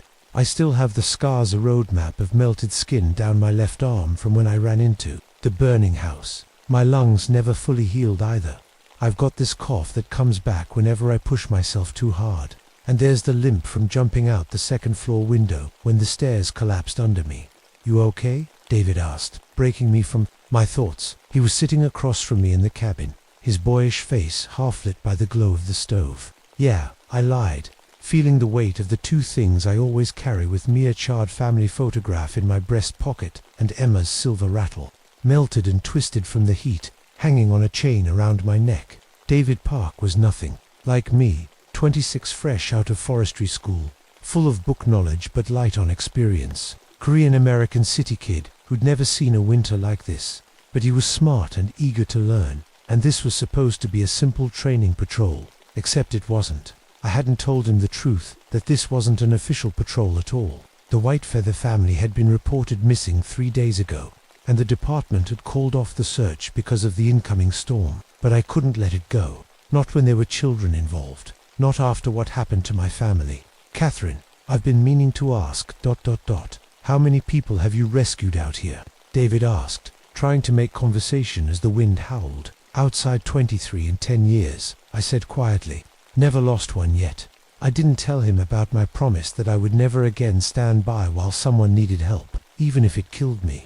I also didn't tell him about the pills I'd been taking since the fire, little white tablets that dulled the pain in my arm, but also made my thoughts fuzzy around the edges. I popped one discreetly while he was looking at the map.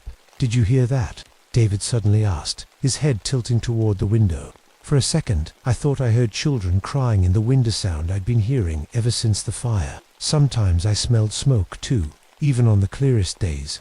The doctors called it trauma. I called it something else. "It's just the wind," I said, but I didn't believe it. "So what's the plan for tomorrow?" David asked, spreading out his sleeping bag near the stove. I hesitated. "We find the white feathers. Their winter camp should be about 6 miles northeast of here, but the main search was called off," David said carefully. "Ranger Wilson specifically said." "I know what Wilson said," I snapped, then softened my tone. "Look, David, there are 3 kids in that family. The youngest is 4. If they're out in this pond," I gestured to the window, where ice was forming in patterns that looked eerily like tiny handprints. "Okay," he nodded. "We find them together." I smiled, grateful for his trust, even though I didn't deserve it. As we settled in for the night, I couldn't shake the feeling that something was watching us from the darkness, something hungry. I closed my eyes, but sleep wouldn't come. Instead, I listened to the forest sounds growing stranger by the minute, and wondered if I'd made a terrible mistake bringing David out here with me. We set out at dawn, though it was hard to tell with the thick clouds hanging over us. The storm had died down a bit, but the cold was still biting through our layers like it had teeth. Something was off about this forest. I'd worked these woods for 10 years, but nothing felt familiar anymore. "Look," David said, stopping suddenly. He was pointing at something half buried in the snow. I brushed away the powder and immediately pulled my hand back. It was a human rib cage, picked clean but still fresh enough that it hadn't fully frozen to the ground. The bite marks weren't from any animal I knew, and there was something else, marks carved into the bone that looked like words, but not in English. "Are those ... letters?" David asked, his voice shaking. "Cree syllabics," I said, recognizing the native writing system. "My grandfather taught me a little." I didn't tell David what the marks spelled out. The names of my family members. One by one, a strange taste filled my mouth, like ash and burnt wood. My eyes started watering like I was standing in smoke, but the air was clear. David didn't seem to notice anything wrong, but he was busy with his camera, taking pictures of our find to document it.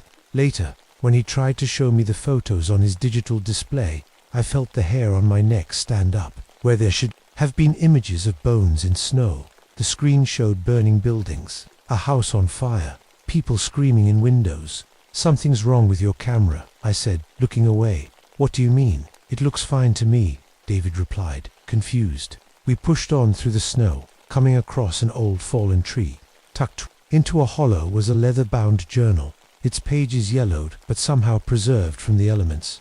1878, I read from the first page. Journal of Henry Beaumont, fur trapper. I flipped through it quickly, certain pages catching my eye. "Listen to this. January 18th. The hunger demons came again last night. 3 men from our party are missing. The Ojibwe guide warns us not to speak of them after dark." "Hunger demons?" David asked. "Wendigo," I said quietly. "It's an Algonquin legend, a spirit that possesses people during harsh winters and turns them into cannibals." Just as I said the word, our emergency flares ignited in David's backpack. He yelped and threw the pack into the snow, but the flares kept burning with an unnatural blue flame that gave off no heat. In the distance, the howling started again, getting closer.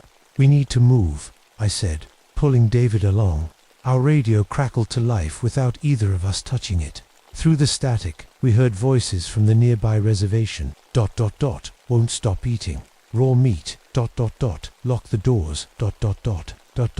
My husband's eyes don't look right anymore. ...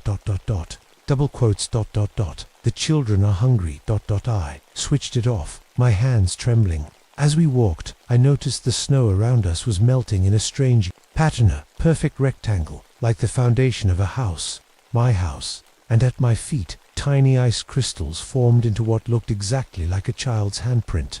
Emma's handprint. "The white feather family," I said, trying to stay focused. The file said they're descended from one of the oldest Ojibwe bloodlines in the area. Why is that important? David asked. The journal mentioned an Ojibwe guide who knew about these hunger demons. Maybe it's connected. A sudden noise made us both jump, the sound of a chainsaw starting up. We followed it to an old clearing where logging equipment sat abandoned, but it wasn't abandoned now. The chainsaw was running by itself, cutting fallen logs into perfect rectangular shapes, like coffins, David whispered. I checked my compass, but the needle was spinning wildly. This isn't right. Eagle Peak should be that way, but That's not Eagle Peak, David said, pointing to a mountain that shouldn't have been there. None of this is where it should be. The forest was changing around us, paths disappearing and new ones forming, all leading toward an ancient burial ground I'd heard about but never seen. It was like the woods themselves were herding us. Catherine, David's voice cracked. I don't think we're going to find the white feathers. We have to try, I insisted. But deep down, I was starting to realize a terrible truth. We weren't the rescuers anymore. We were the prey. As darkness began to fall on our second day, we made camp under an overhang of rock. I didn't want to sleep, but exhaustion was taking over. The last thing I remember before drifting off was David whispering, "Do you smell that? Like something's burning." And then the dreams came, dreams of fire and hunger and something tall and skeletal walking through the flames, wearing my mother's face like a mask. I woke up to David screaming, "Catherine, wake up." The sky was still dark. My watch said 3 a.m., though I didn't trust it anymore. David was backed against the rock wall, pointing into the trees. That's when I saw it. It stood at least 12 feet tall, so skinny it looked like a walking skeleton. Its skin was pulled tight over bones, grey-white like old ice. But the worst part was its face or faces. They looked like masks made of human skin, hanging loosely. I recognized my mother's eyes, my father's mouth, my brother's nose, all stitched together into something horrible. "Don't move," I whispered to David, whose breathing had turned too quick, shallow gasps. The thing tilted its head, bones cracking with the movement. It smiled a too-wide smile that split its borrowed faces. "Catherine," it said in my mother's voice, "why weren't you home that night? Why did you let us burn?" My blood turned colder than the air around us. "It's not real," I hissed to David. "Don't listen to it." The creature took a step forward, and the snow beneath its feet turned black with frostbite. Plants withered as it passed. David reached for his gun, but I grabbed his arm. "No, bullets won't stop it." As if to prove my point, the creature moved closer. David panicked and fired 3 shots. The bullets passed through the monster's chest like it was made of smoke, leaving no mark. But when it reached out with skeletal fingers, they were solid enough to snap the gun in half like a twig. "Run!" I shouted, pulling David away. We crashed through the underbrush, snow blinding us. The wind picked up, turning into a localized blizzard that swirled around us. Walls of ice and snow formed in our path, forcing us to turn again and again. "It's hurting us," I gasped between breaths. Behind us, the thing followed, never running but always getting closer. It called out in the voices of my family, begging me to stop, to come home, to feed them. "You could have saved them, Catherine," it called in my father's voice. "If you had fed them, they wouldn't have burned. Hunger is easy to fix." "Don't listen," I told myself as much as David. The storm grew worse, disorienting us completely. In the swirling snow, I saw shapes moving, people on all fours, sometimes looking human, sometimes like wolves. They circled us, driving us forward. "What are they?" David cried out. "Previous victims," I said, remembering the journal. "People who gave in to the hunger." We stumbled into a clearing where the snow had been trampled. In the center hung my niece's silver rattle, the same one I wore around my neck, but that was impossible. I reached up and felt it still there, hanging from my chain. The second rattle swung in the wind, and the creature's voice came again, this time as my niece Emma. A baby's voice turned wrong. Children taste the sweetest, anti-cat, especially when they're afraid. All around us, trees began to fall. Not randomly, they fell in perfect patterns, forming letters in the snow. WLCOMAHOM. The wind drove ice crystals at us like tiny daggers, cutting our faces. The cold was different here, alive, somehow, hungry. It formed a circle around us, closing in like prison walls. There, David pointed to a small structure ahead, barely visible through the snow. A building. We ran for it, the ice closing in behind us. It was an old wooden lodge, its walls covered in carved symbols, Ojibwe protection signs. We burst through the door and slammed it shut. Inside, it was warm. An old woman sat by a fire, not surprised to see us at all. "You came," she said simply. "I've been waiting." "Who are you?" I asked, catching my breath. "Mary Whitefeather. The others are gone now." Her eyes were sad, but knowing it has been hunting my family for generations. "Now it hunts yours." "The Wendigo," I said. She nodded. "It is born from hunger and cold and loneliness. Once it chooses you, there is no escape. There has to be a way to fight it," David said. Mary White stood slowly and went to a wooden chest. From it, she pulled bundles of arrows and a bottle of oil. "These are soaked in sacred oils and tobacco," she said. "Fire is its weakness, not ordinary fire, sacred fire. I saw you coming in my dreams. I saw what must happen." Outside, the howling grew louder. The walls of the lodge creaked as the cold pressed in. "It's here," Mary whispered. David suddenly doubled over, clutching his stomach. "I'm so hungry," he groaned. "I've never been this hungry before." I looked at his hand where the creature had touched him earlier. Black frostbite was spreading up his arm, but it wasn't normal frostbite. The blackened skin was moving, pulsing. "It infected him," Mary said. "The hunger will grow until he feeds or dies."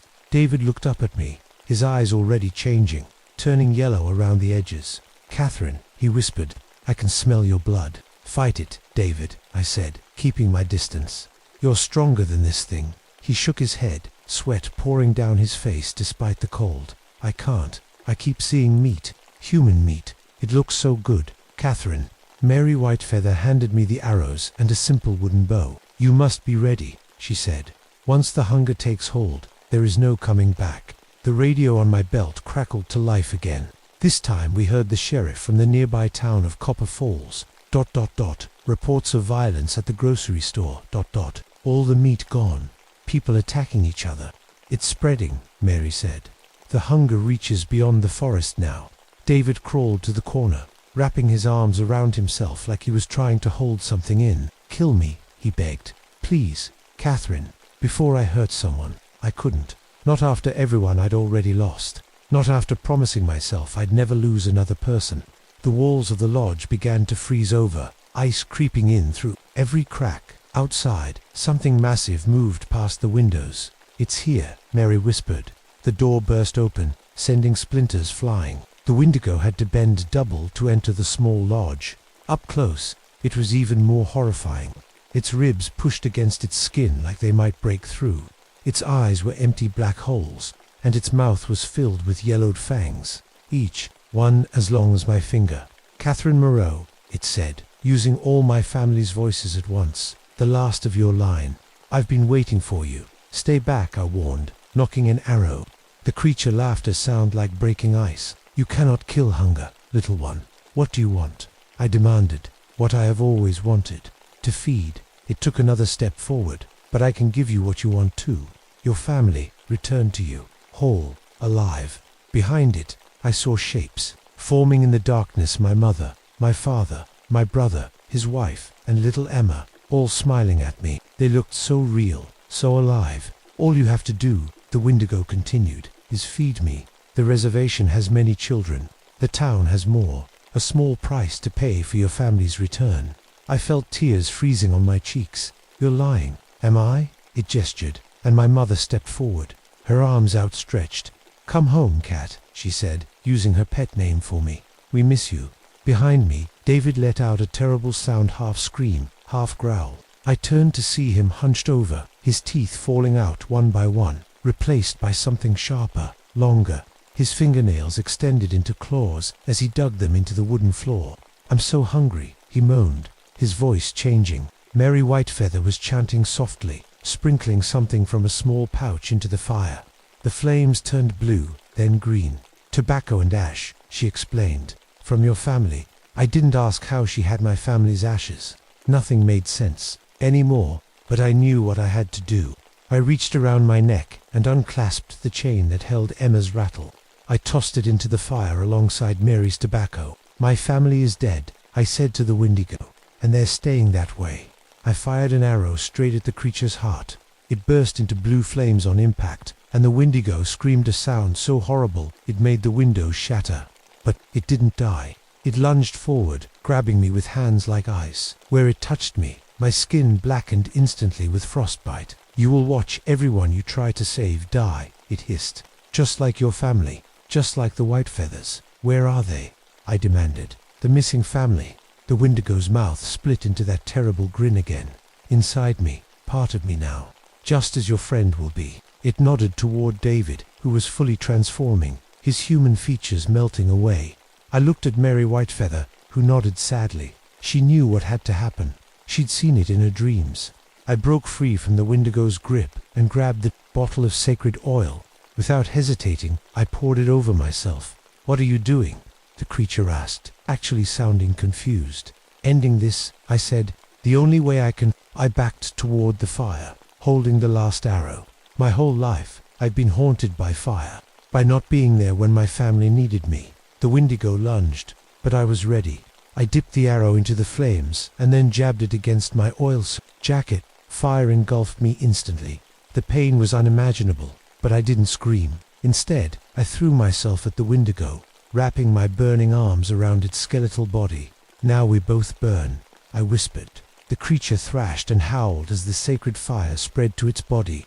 The faces it wore my family's face away, revealing something ancient and terrible beneath. Something that had existed in these woods for centuries. As my consciousness started to fade, I saw David watching me through yellow eyes that were no longer fully human. I saw Mary Whitefeather continuing her chant, and I saw my family, not the fake versions the Wendigo had shown me, but as they truly were in my memories, waiting for me. "I'm coming home," I whispered as the world turned to light and heat.